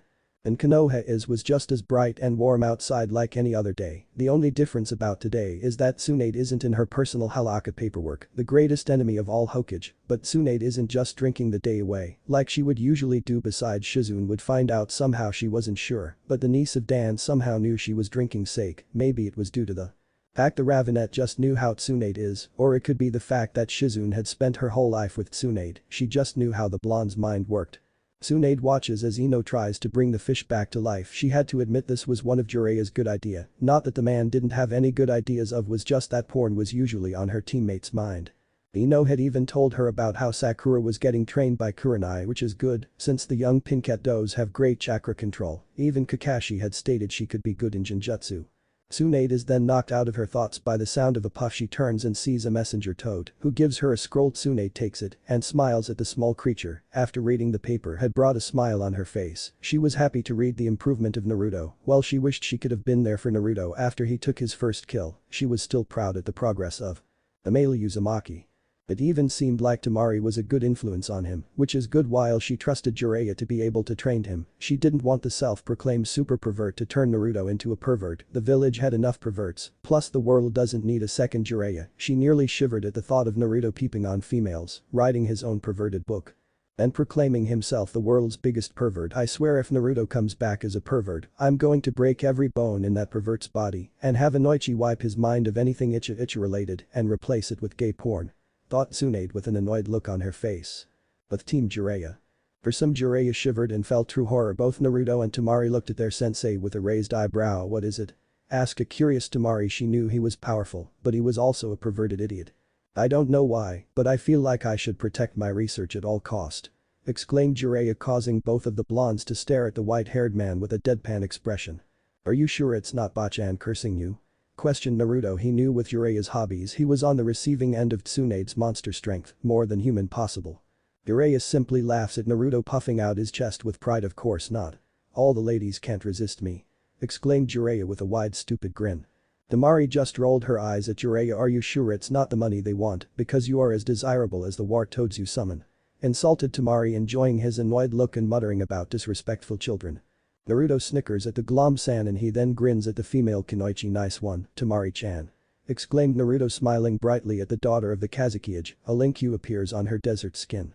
Temari smiles at the male, finding the bright smile of Naruto cute. Seeing Temari smiling at him and also made Naruto blush. After all, he never had a female smile at him like this before, well excluding Hinata, but Naruto is oblivious when it comes to the female body. Jiraiya snickers in a lecherous manner. Temari gains a tick mark on the side of her head. Jiraiya then plummets to the ground. Temari smirks viciously at him while she pats her fan. Naruto chuckles at Jiraiya while Jiraiya just rubs his head, mumbling about aggressive blondes. He glances at the two, realizing just how close they gotten. These two honestly reminded him of his student Minato and his wife. The only difference this time is instead of a smart blonde and brash reed, there was a brash blonde and smart blonde, and of course, Temari was just as scary as Kushina. Yep, Kushina would definitely like Temari. Thought Jiraiya. He then chuckles, knowing how Kushina would act if she was alive today. The two blondes narrowed their eyes at Jiraiya, but quickly stopped when they noticed it wasn't one of his perverted laughs. After being around him so much, they knew the man had a lot of regrets, no doubt thinking about the people he couldn't save. Even now they knew the death of Minato and Kushina still weighed heavily on him. Naruto then gets an idea. Hey Jiraiya, said Naruto, shocking the man since he never called him by his name. It was also Ichi-sanin. Seeing he has the attention of the road sage, he decides to continue on. I started reading your book, your first book. I like it a lot and I think you should try to resell it. Said Naruto, and it was true. It wasn't like the make-out tactics at all, which he was very thankful since those are pretty much porn on paper. Really? You think so? Asked Jiraiya. After all, when he tried to release the book it was a total failure. Naruto nods his head. Yeah, you said it didn't sell well because of the time you were in, right? Then why not try again? I mean, we aren't in a war. Asked Naruto, and he was sure the book will sell, even though he didn't know jack shit about writing. He knew The Tale of a Gutsy Ninja was a good book and he thought of it as a family heirloom. Jiraiya then smirks at his godson. Yeah, maybe your brat. I think I will. Grinned the perverted toady, then begins reminiscing about his younger years back when he was genin before the death of Dan and Nawaki, before Orochimaru became obsessed with learning everything jutsu. And before the second ninja war. Those were definitely peaceful times, and the time when he became sensei, those were the days. Temari then gains downed expression. Naruto, seeing this, decided to do something that would probably get him punched into the next time zone. He reaches for her hand, causing the young desert Kunoichi to jump in shock at hand contact. She especially never expected Naruto to grab hold of her hand. She turns to the nervous and blushing Naruto. She watches as he nervously scratched his cheek. Are you okay, Temari-chan? You look down. Asked Naruto, who's surprised he's not face first with an imprint of a fan on his head. Temari tightens her hold on his hand, causing Naruto to look up at the older female and sees a look of sadness which reminded him of the look he had when he was alone with barely any friends. I miss them. I miss Gaara, Kankuro, my home. Says Temari. This was the first time she has been separated from them, especially now with Gaara's newfound look on life, the moment when Gaara finally stops his psychopathic ways. Naruto knew he couldn't possibly understand how she feels, even though he saw Konohamaru as a younger brother and Am as a big sister. He knew it wasn't exactly the same thing as having a real sibling. The only thing he could possibly think of was just to comfort her. An idea then came to mind. He grins brightly at her. I have idea. Why don't you write to them? You can also write to your sensei too. I can send Gamakichi to deliver the letter. I just need some kind of snack. Says Naruto. Naruto never did like seeing his friend sad, and for some reason the notion of Temari being anything other than her usual confident self just felt wrong. Somehow he'd rather see her beautiful smile. He then blushed a darker shade of red for the strange thought. Temari smiles at the request. I think I might try. It sounds like a great idea. It'll be nice if they can message back. I am curious how Sunagakure is doing. But why would do you need a snack? Asked a confused Temari. She really did appreciate him. Sure, he could be an idiot at times, but he really did come through. He definitely reminded her of how strong he was when he fought against her brother. He was someone you don't want to underestimate. He then gains a sheepish grin. Oh yeah, you see, Gamakichi and his brother Gamatatsu usually do what I want when I have chocolate or some type of snack. At least it's better than what Gamabunta wanted when I first summoned him. Said Naruto with a small laugh. What did Gamabunta wanted? Asked a curious Temari. She remembered when he summoned a tiny talking toad at first, then he summoned a giant toad to battle with the fully transformed Shukaku. She and everyone paid no mind to Naruto, thinking him nothing but a loud-mouthed brat whose ego matched the velocity of his voice. They thought the one who could come out on top would be Sasuke. But even Sasuke, the last Uchiha, stood no chance against her brother. It really shows being a prodigy really means nothing in the ninja world. Then again, he's nothing like Itachi or Shisui, who could have easily handled her brother. She did thought he was cute, but his whole attitude was definitely a turnoff. She honestly didn't understand why the females in Konoha liked him so much, especially the fact he betrayed the village. For Temari, Sasuke was following in Itachi's footsteps. Both decided to leave the village for power. Well, the only exception was Sasuke didn't murder his own family, but because of his superior complex, many of his classmates were injured, some even nearly died. Naruto was definitely a better catch. He was loyal, you can trust him to always have your back, and he was cute when he got this determined look in his eyes. Temari blushes an atomic red at the thought of her thinking Naruto was cute. He wanted me to share a drink with him. Said Naruto. He can literally feel the grip on his hand tightens. Did you? Asked Temari in a tone of voice that promised pain. Naruto, with fear laced in his very action, shook his head negatively. This seemed to calm her down, this making her grip on his hand lessens. I told him I was too young to drink, so he said when I'm older we'll share a drink. Explained Naruto. That's good. I don't want you picking up any of Jiraiya's habits, said Temari. Sure, she respected the man for his prowess and his vast knowledge, but she obviously didn't respect his hobby. Hell, she hates the fact that he would proclaim how he is a super pervert and his constant hobby of visiting the brothel. The world already has one super pervert, it certainly doesn't need a second one. Sure, Orochimaru might be grooming Sasuke into the next Orochimaru, doesn't mean Jiraiya needs to make Naruto into a perverted shinobi. Naruto smiles brightly at her, giving her his usual dopey grin. Don't worry, I won't ever turn into a pervert like Hiro Sennin. I'll be a great shinobi like my father. Says Naruto with a true smile. It wasn't his usual wide grin, but it was smile that had depth in it. Temari then blushed at the thought of an older Naruto resembling his father. She then suddenly felt it was one of those hot days at Sunagakure. Jiraiya glances at the two and smiles as he noticed they haven't let go of each other. He now knew taking Temari was a smart choice, not just for strengthening the bond between both villages, but more importantly, Naruto has someone he can depend on. He liked Temari way more than his teammate. She was a lot less loud and was better company for his godson. Plus, I don't want him to make the same mistakes I did, and finding someone that isn't like Tsunade will sure do it. All we need him to do is forget about Sasuke. Thought Jiraiya. He wonders how many years had he wasted trying to get with his teammate, who has still been in love with Dan after all the years that have passed. Jiraiya knew if he had just moved on he could have had his own family. Hell, he'd actually be grandfather right now if he had his own family. The Sannin glances at Naruto and smiles at young boy. He may not have a son of his own, but he does see Naruto has a son. Minato, Kushina, are you watching over your son? Are you seeing how far he's come?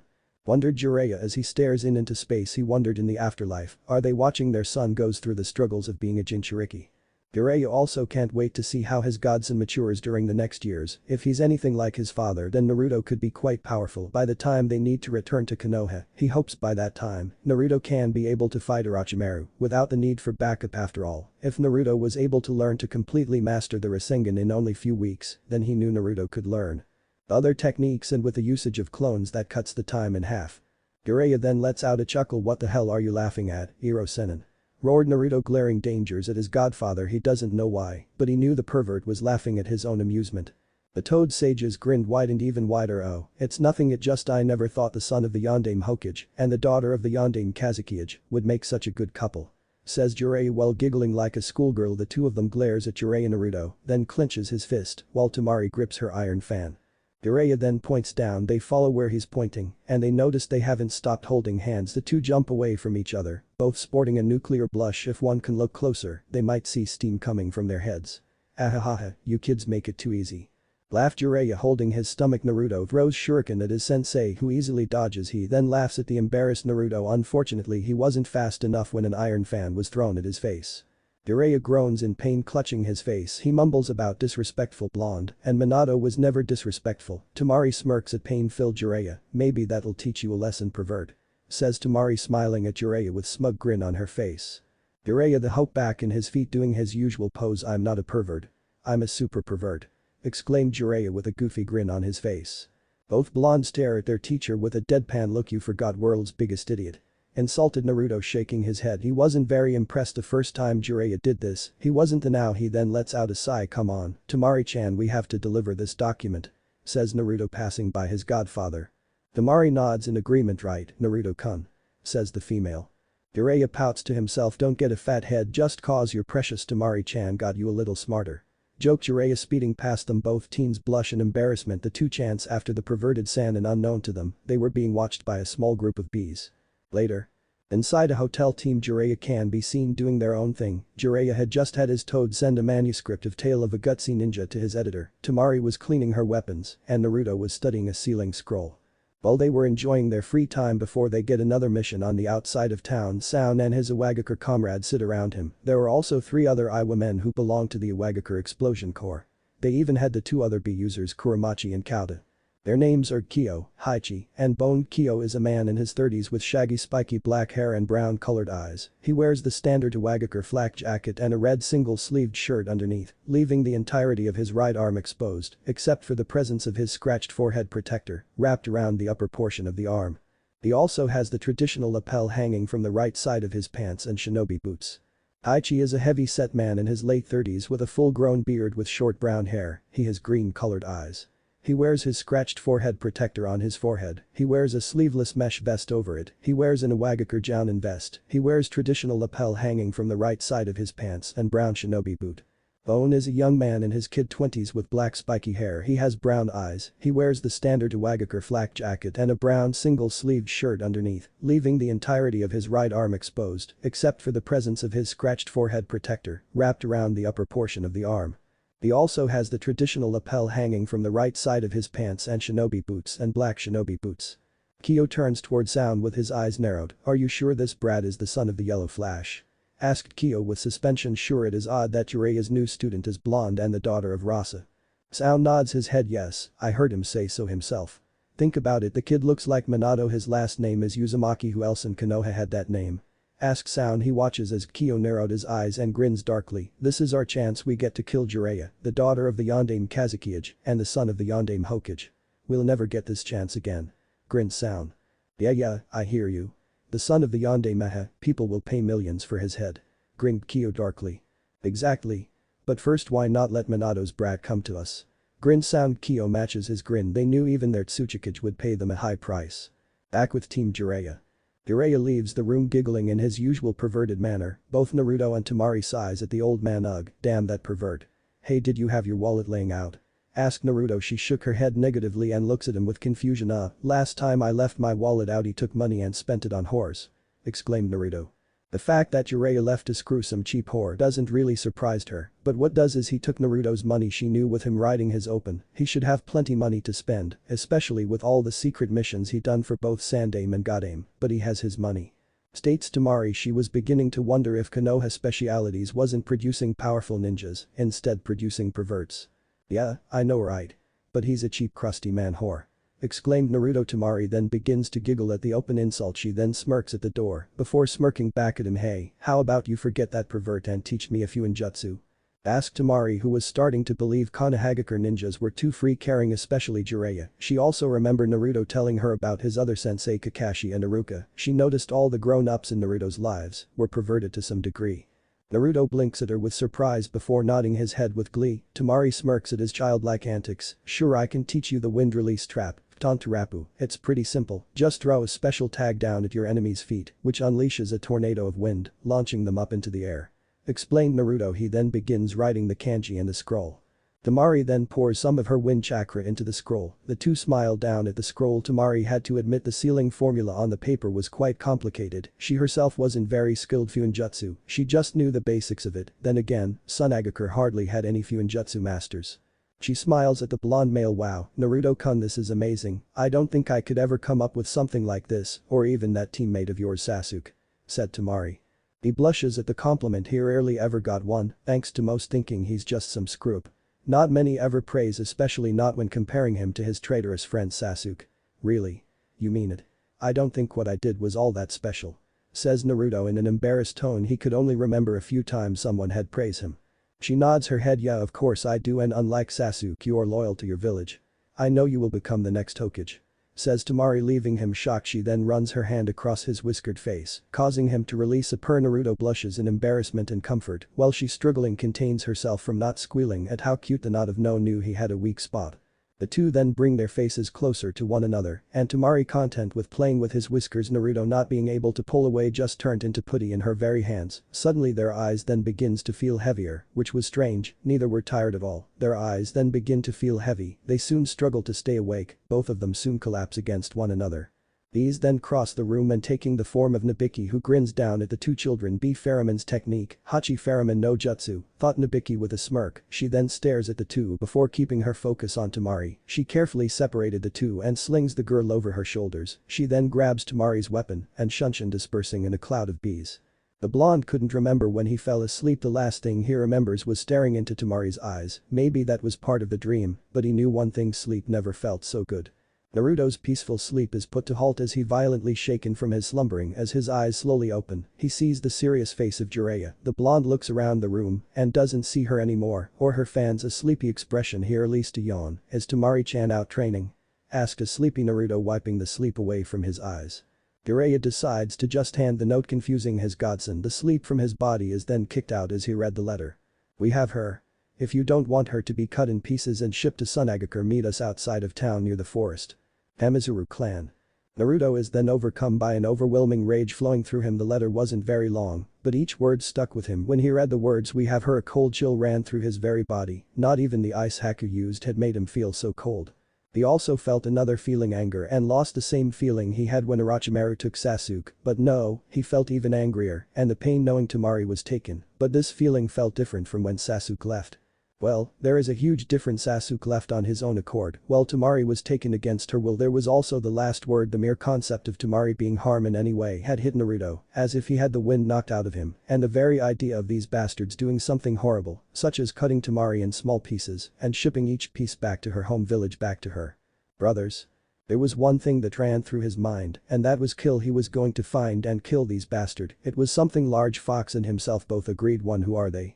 Snarled the rage-filled blonde, scowling so hard his eyes began squinting. Every part of him was screaming at him to save Temari and kill the poor bastards who kidnapped her. Jiraiya has to admit he's never once seen Naruto this angry before, not even when he found out Sasuke left the village or when Tsunade had bad-mouthed the other Hokage.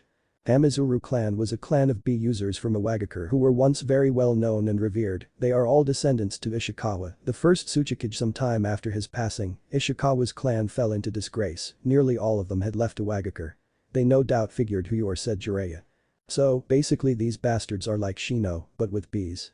Asked Naruto. Jiraiya nods his head. Then what are we waiting for? We have to save Temari-chan. We can't let them get away with this. I won't let some bastard take those close to me.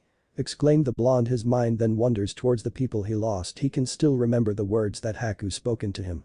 Jiraiya places his hand on Naruto's shoulder with a firm hold, preventing the young blonde running head-on into a trap. The fact that these two aren't dead either means they want to kill Naruto when he's awake, or they have some other plan in mind. Naruto, before we go I need you to do everything I say and don't question me, understood? We're dealing with Jounin and Chunin. One wrong move and they'll most likely kill Tsunade, and it's safe to presume it's a trap. Said Jiraiya in a serious tone. He needed Naruto thinking straight and not just running into it like a madman. Naruto looks down at his student's feet in anger. Hi, I understand Jiraiya-sensei, I'll bring her back no matter what. Said Naruto. He knew he couldn't mess this up. Temari's life was in danger. Do you have someone who is precious to you? Thought Naruto. He then nods his head. He does have someone precious to him. This time he'll protect those special to him. Good, then head out and save your girlfriend. said Jiraiya. Naruto ignores the obvious jab and instead he speaks with Kyuubi. Seeing the look on Naruto's reminds him of both Minato and Yahiko. It seemed like each of these can very silly if not kind of an idiot, but when action calls for it, they become a hardened shinobi. Kyuubi stares at Naruto with narrowed eyes. The blonde can literally feel the very best coming from the fox's mouth. You're saying you don't want my power. Why?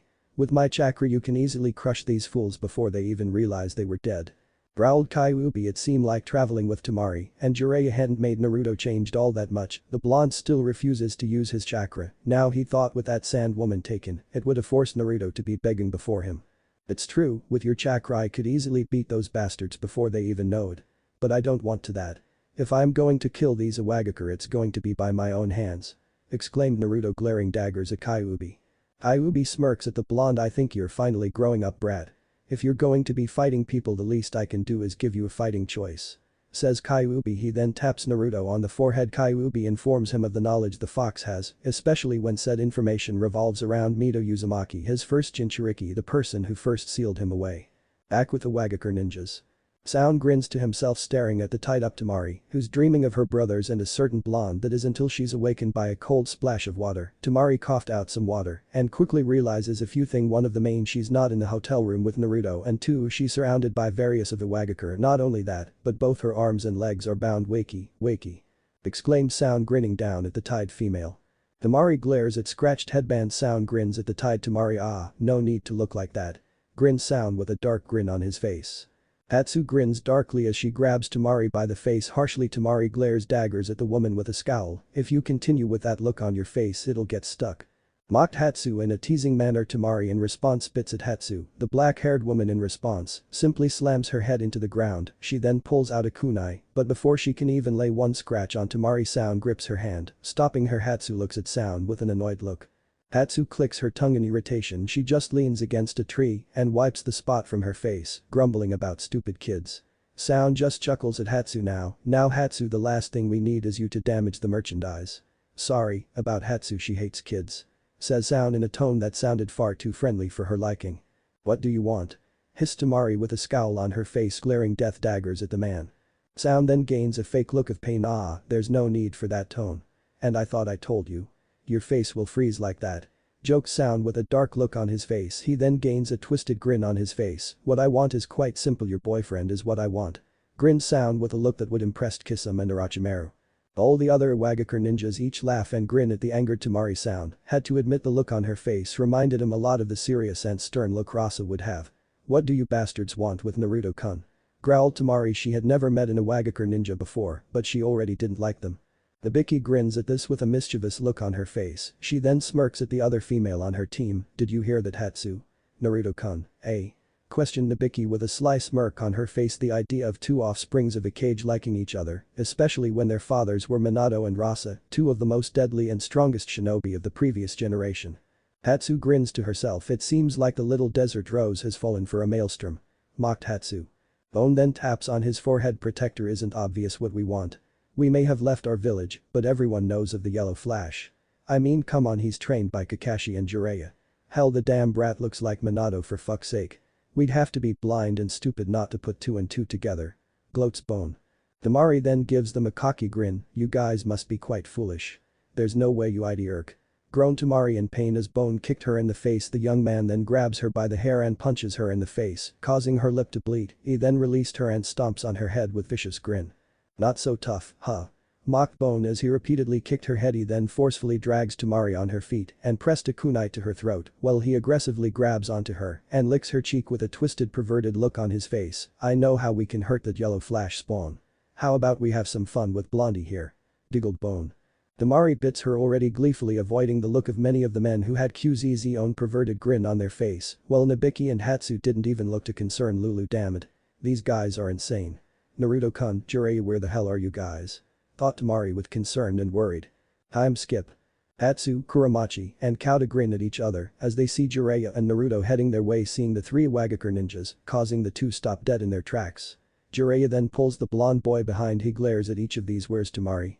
Demanded Jiraiya, returning back to the room and missing one blonde child did not sit well for him. He had to admit Temari had begun to grow on him. The three grinned at the two. Konohagakure Shinobi Hatsu grins at the scowl on Naruto's face. She then lets out a whistle, as if she's impressed. Yep, there's no doubt in my mind you are the son of Yellow Flash. You have that bastard's eyes. Laugh Nabiki with a dark grin. Hatsu and Kuramachi also chime in at laughing at the two. Where's Temari-chan? Growled Naruto with a scowl on his face as he stares at the three with utter disgust. These people didn't matter to him, the only thing that did matter to Naruto was saving Temari, everything else came second. Oda grins at Naruto as he licks his lips. She's alive for now, unfortunately. If I had it my way I'd have a taste some of that desert rose you care so much about. Grins Kauta, giving the two a twisted crooked grin. He enjoys looking at the angry look on both Naruto's and Jiraiya's face. The young man then gains a fake sob expression. Unfortunately, only one you can get by while the other stays with us. Grinned Kauta. Naruto, go.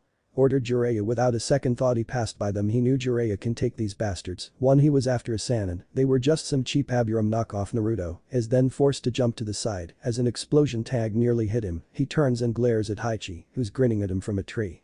Naruto scowls at the man who grins at the blonde. You sure do have your father's eyes, said Haichi. The man chuckles to himself. If this kid was anything like his father, then this might actually be a fun fight. The blonde stares at Haichi with a cold tone and deadly look in his eyes. The blonde then summons his Kusurigama. Where the hell is Temari-chan? Growled Naruto with a hardened tone. Haichi's hand glows bright with explosion release. You'll have to get through me to get to your little girlfriend. Now show me what you got, Uzumaki. Exclaimed Haichi with excitement. The man charges at Naruto with a straight punch. Naruto jumps to the side avoiding the exploding punch, but the debris had thrown him towards the tree. Naruto in pain as he hit the tree. Haichi then jumps down with an exploding kick. Naruto then quickly backflips away avoiding the explosion. Haichi appears in front of Naruto and punches the blonde in the chest with dark grin. He blasts an explosion in Naruto's face.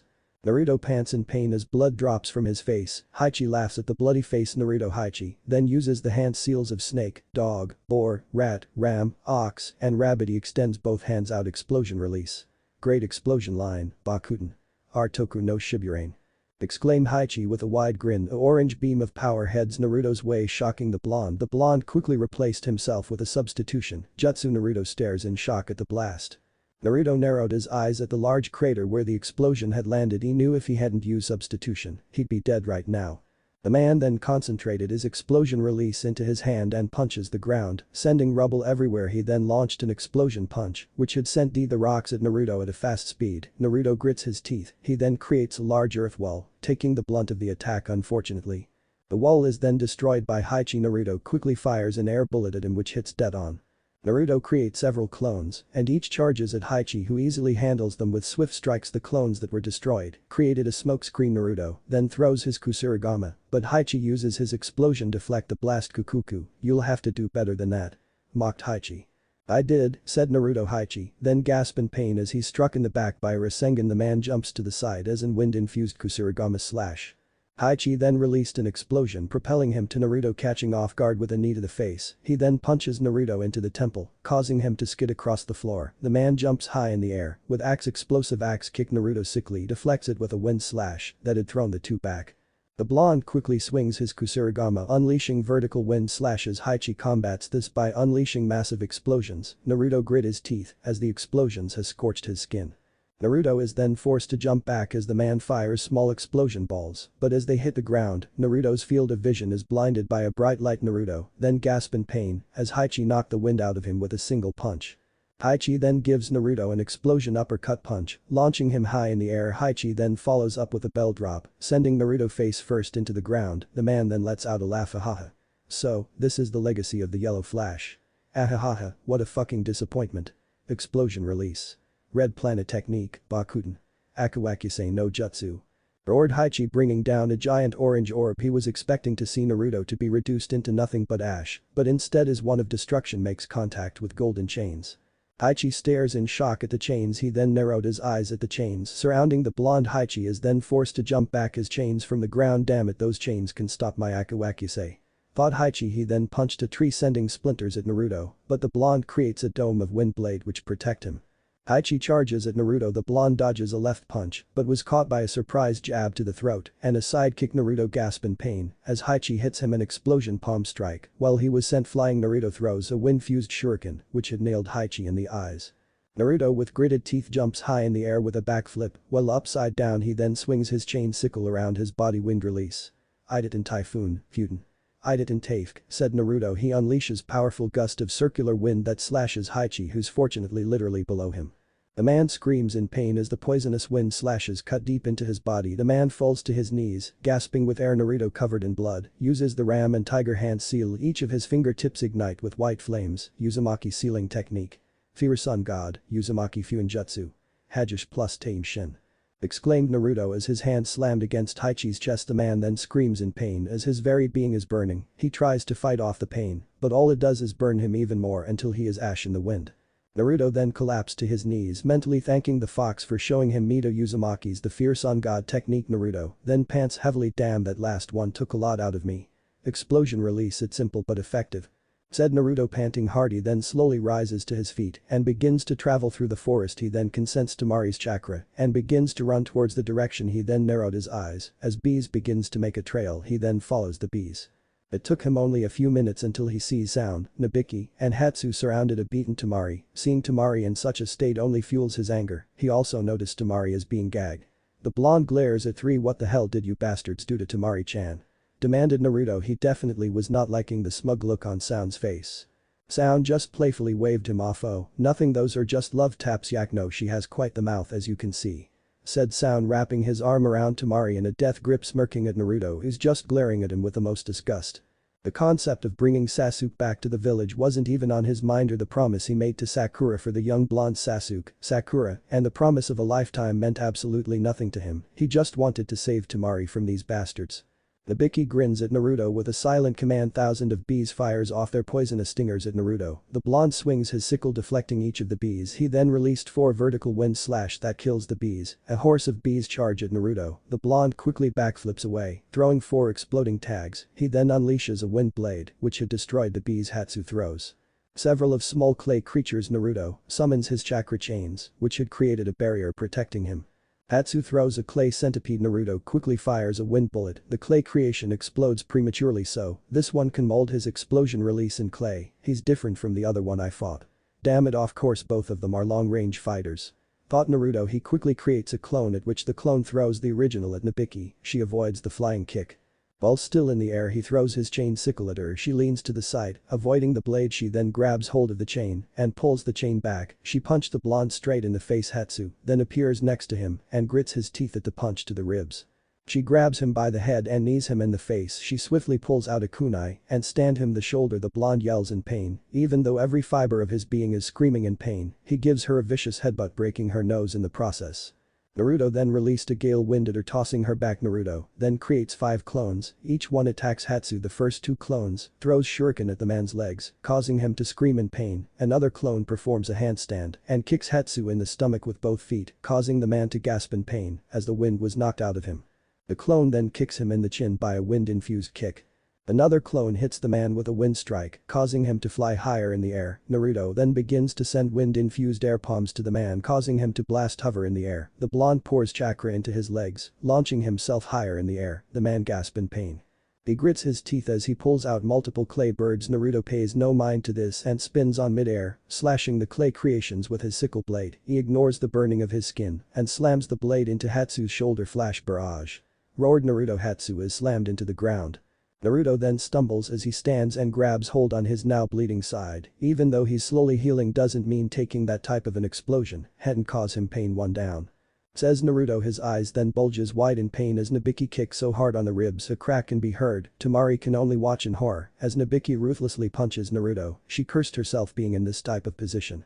As Temari watches as Nabiki ruthlessly punches Naruto, she feels shame and fear. Shame for herself for being captured so easily, and fear for Naruto, the boy who went out of his way to save her brother, and now he's doing the same, going against these Iwagakure bastards. The last time she felt this bout of fear was during the Konoha Crush. At time she was scared of the freed Shukaku running rampage and killing her and her brother. Now she fears that this woman might kill Naruto. Nabiki grabs Naruto by the collar and repeatedly punched him in the face. The blonde wasn't sure, but he was positive everything was spinning. The blonde pulls out a flash bomb and blinds Nabiki, who drops him on the floor. The blonde quickly makes space between the two. He then gains a grin smirk as he throws 3 exploding tags which had burned a good part of her face. "Why, you bastard. You ruined my face. I'll fucking kill you, be honey drizzle, Mitsubachi no Kasum," Roared the burnt Nabiki. The bees create hardened needle honey. She even had the other news fires their poisonous stingers. Temari stares wide-eyed with fresh tears as over 1,000 sharp weapons ready to turn Naruto into a pincushion. As the projectiles head closer to him he channels a large amount of wind chakra through his Kusarigama dance of sickle blade. Rampant arc rampage, Hagama no Mai. Bakochimrim. Roared Naruto. He created a dome of wind sickle-shaped blades around him. To defend against the incoming weapons Naruto runs at her cutting through the various of bees. But as they cut they explode in honey, stopping him in place. Nabiki grins at the blonde as she stabs him in the gut with a kunai red chakra, then covers his body melting the honey with a mighty roar. He stabs the blade into her chin. The woman chokes on her own blood before her body soon becomes limp. Naruto removes his blade, allowing her dead body to fall to the ground. Naruto then points his chained sickle at Sound. You're next. Now get the hell away from Temari-chan, you fucking bastard. Yelled Naruto, glaring daggers at Sound. Sound just lazily rises to his feet. How scary. If you were any other person you'd be long dead. It must be your Uzumaki bloodline. I can't wait till I hand you over to the Tsuchikage, and I bet your sand friend would make a good slave. Lots of people would pay a high price for a Kage's daughter, especially one so fresh. Said Sound as he runs his hand over Temari's bruised cheek. Seeing this has enraged the already angry Naruto. His body then begins to tremble with pure unadulterated hate. Don't you fucking touch her. Roared Naruto in anger. The blonde Uzumaki throws a volley of shuriken. Sound easily deflects it with a kunai. The man claps his hands together, shots out stone bullets. Naruto then creates wide wind blades that stop the rock bullets. Sound then appears in front of Naruto and punches him in the chest, throwing Naruto back. The blonde quickly creates a wide number of clones. Sound grins at this and commands his bugs to fly at the clones. Each of these bees seems to have an explosion tag, shocking Naruto, and his clones suddenly over a dozen exploding tags go off. Naruto bowls in pain, his eyes shot open in shock as an exploding bee flies by his face. The blonde quickly replaced himself with a long. He then glances at Temari. He knew he had to find a way to free her. The blonde then smirks to himself. I just need to cut this bastard once and it's over, but that's easier said than done. I need Temari's help. I feel like I might collapse any minute. And I'm not sure if I can use that fear sun god. Thought Naruto, staring at the aged man. The elder shinobi sends his bees at Naruto. The blonde in response hits them with an air bullet which had destroyed them. Naruto grabs a handful of flash bombs and throws them at Sound, blinding the man. He then runs at Sound with a flying kick, but Sound dodges to the side, grabs a hold of Naruto's leg and throws him to the ground. Naruto then backflips away. You don't seem upset about your friends. Don't you care they are dead? Asked Naruto. We're shinobi, kid, we expected death the moment we put this on. Exclaimed Sound, pointing to his forehead protector. Death is uneventful for we ninjas. A real shinobi expects death. They know someday they will die, whether it be in the battlefield or not. I welcome death. And once I give your head to the Tsuchikage I'll be so rich I can take it easy. Exclaimed Sound. Naruto glares at the man with a venomous glare. He was in so much pain, everything hurt. Hell, standing up hurt, but he knew he couldn't waver, he couldn't give up, not now. Naruto then grabs his Kusarigama with a death grip, which nearly made his fingers bleed. I will assure you this, without a shadow of doubt in my mind, I will not yield. Exclaimed Naruto with conviction. Sound sends a large army of bees at Naruto. The blonde then summons 4 clones, each of them summoned a pair of demon windmill shuriken. Each of the giant shuriken are infused with wind chakra, making them even sharper. Each of them throws the weapon. Each of the shuriken is then covered in exploding tags, cutting through the bees. Sound is then dispersed in a crowd of bees. Sound is then forced to jump away from the wind slashes from Naruto. Sound then stabs Naruto through the gut with his kunai. The blonde smiles darkly as Naruto begins to turn into his mud. Sound then gasps in pain as a huge gust of wind slams him into a tree, causing to break through the tree. Sound wipes the blood from his face. He then slowly turns to see the bruised Temari. Glaring death glares at Sound. Sound stares in shock. He realized Naruto must have replaced himself with a clone when he created that huge explosion, and when he was distracted, Naruto had freed Temari. And Naruto glares darkly at the man. Tsk, cheeky little brats. Scoffed Sound. He then creates a large swarm of bees. Both the 2 blondes cut the bees. Temari-chan, let's go. Wind release. Whirlpool rose technique, Fuden. Edamzu no jutsu, yelled Temari and Naruto. Temari uses her large fan to create a tornado, trapping Sound. Naruto then throws a demon windmill shuriken that has several exploding tags. He then uses the shadow clone technique on the weapon, creating then windmill shuriken, which all explode, creating a flaming tornado.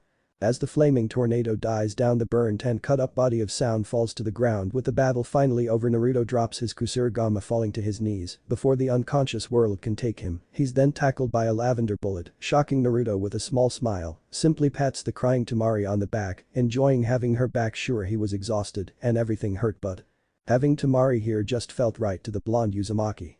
It has been 3 weeks since the day of Temari's kidnapping. The two blondes have even gotten closer, both refusing to leave each other's side. They knew with the Wagakure ninjas, knowing who they are, so it won't be long before others come to take their heads.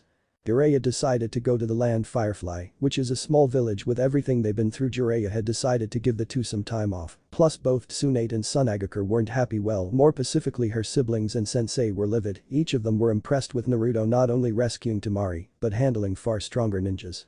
Jiraiya had went to meet up with one of his contacts, while Temari and Naruto had went into town, and since there was a festival the two decided to go both dressing in kimono. Naruto wore a dark blue and black kimono, while Temari wore a lavender. Temari, seeing her in a kimono was surprising, but what really surprised him was Temari had her hair out.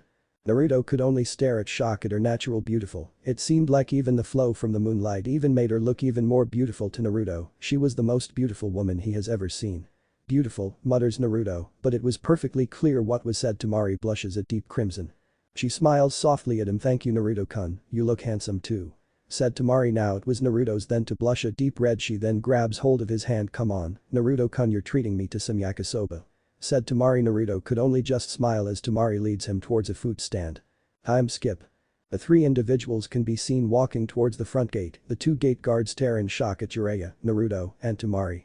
The two blink in confusion. They easily recognized Jiraiya and Temari, but they didn't know who the blonde was until they saw the whiskers on the second blonde. The bandage man blinks in pure shock. Naruto, is that you? Asked the man. Izumo blinks at the grinning blonde. Holy crap. That is Naruto. Exclaimed the shocked Chunin. Naruto then smirks to himself. It's about time you've notices me. Well, we better going before Bachan gets angry. Said Naruto. All three men shudder with a nod. An enraged Tsunade was something neither wanted to see. With it the three head into the village. Naruto smiles as he realizes the village wasn't really changed, except for the fact that they now have Tsunade's face. Naruto then glances at Temari with a bright smile. How about after we meet up with Bachan we'll go on a date? Asked Naruto with a smile. Ever since that day at the festival, the two had become a couple, and the two couldn't be any happier. Temari smiles at this, liking the idea of going on a date with Naruto in his home village. She then smirks at him. I expect you to treat me to some sweet chestnuts and kenshin soup. Said a smirking Temari. Naruto smiles at this. Sure, anything for my Mary-chan. Said Naruto. He then brings her closer to him and kisses the beautiful woman in his arms. She moans into the kids, wrapping her hands over his body, while Naruto simply brings her in closer. And then Naruto. Exclaimed a shocked Sakura. The student of Kurenai along with her was Ino, the student of Tsunade and Team Abisu, excluding their sensei. The two blondes pull away staring at Sakura.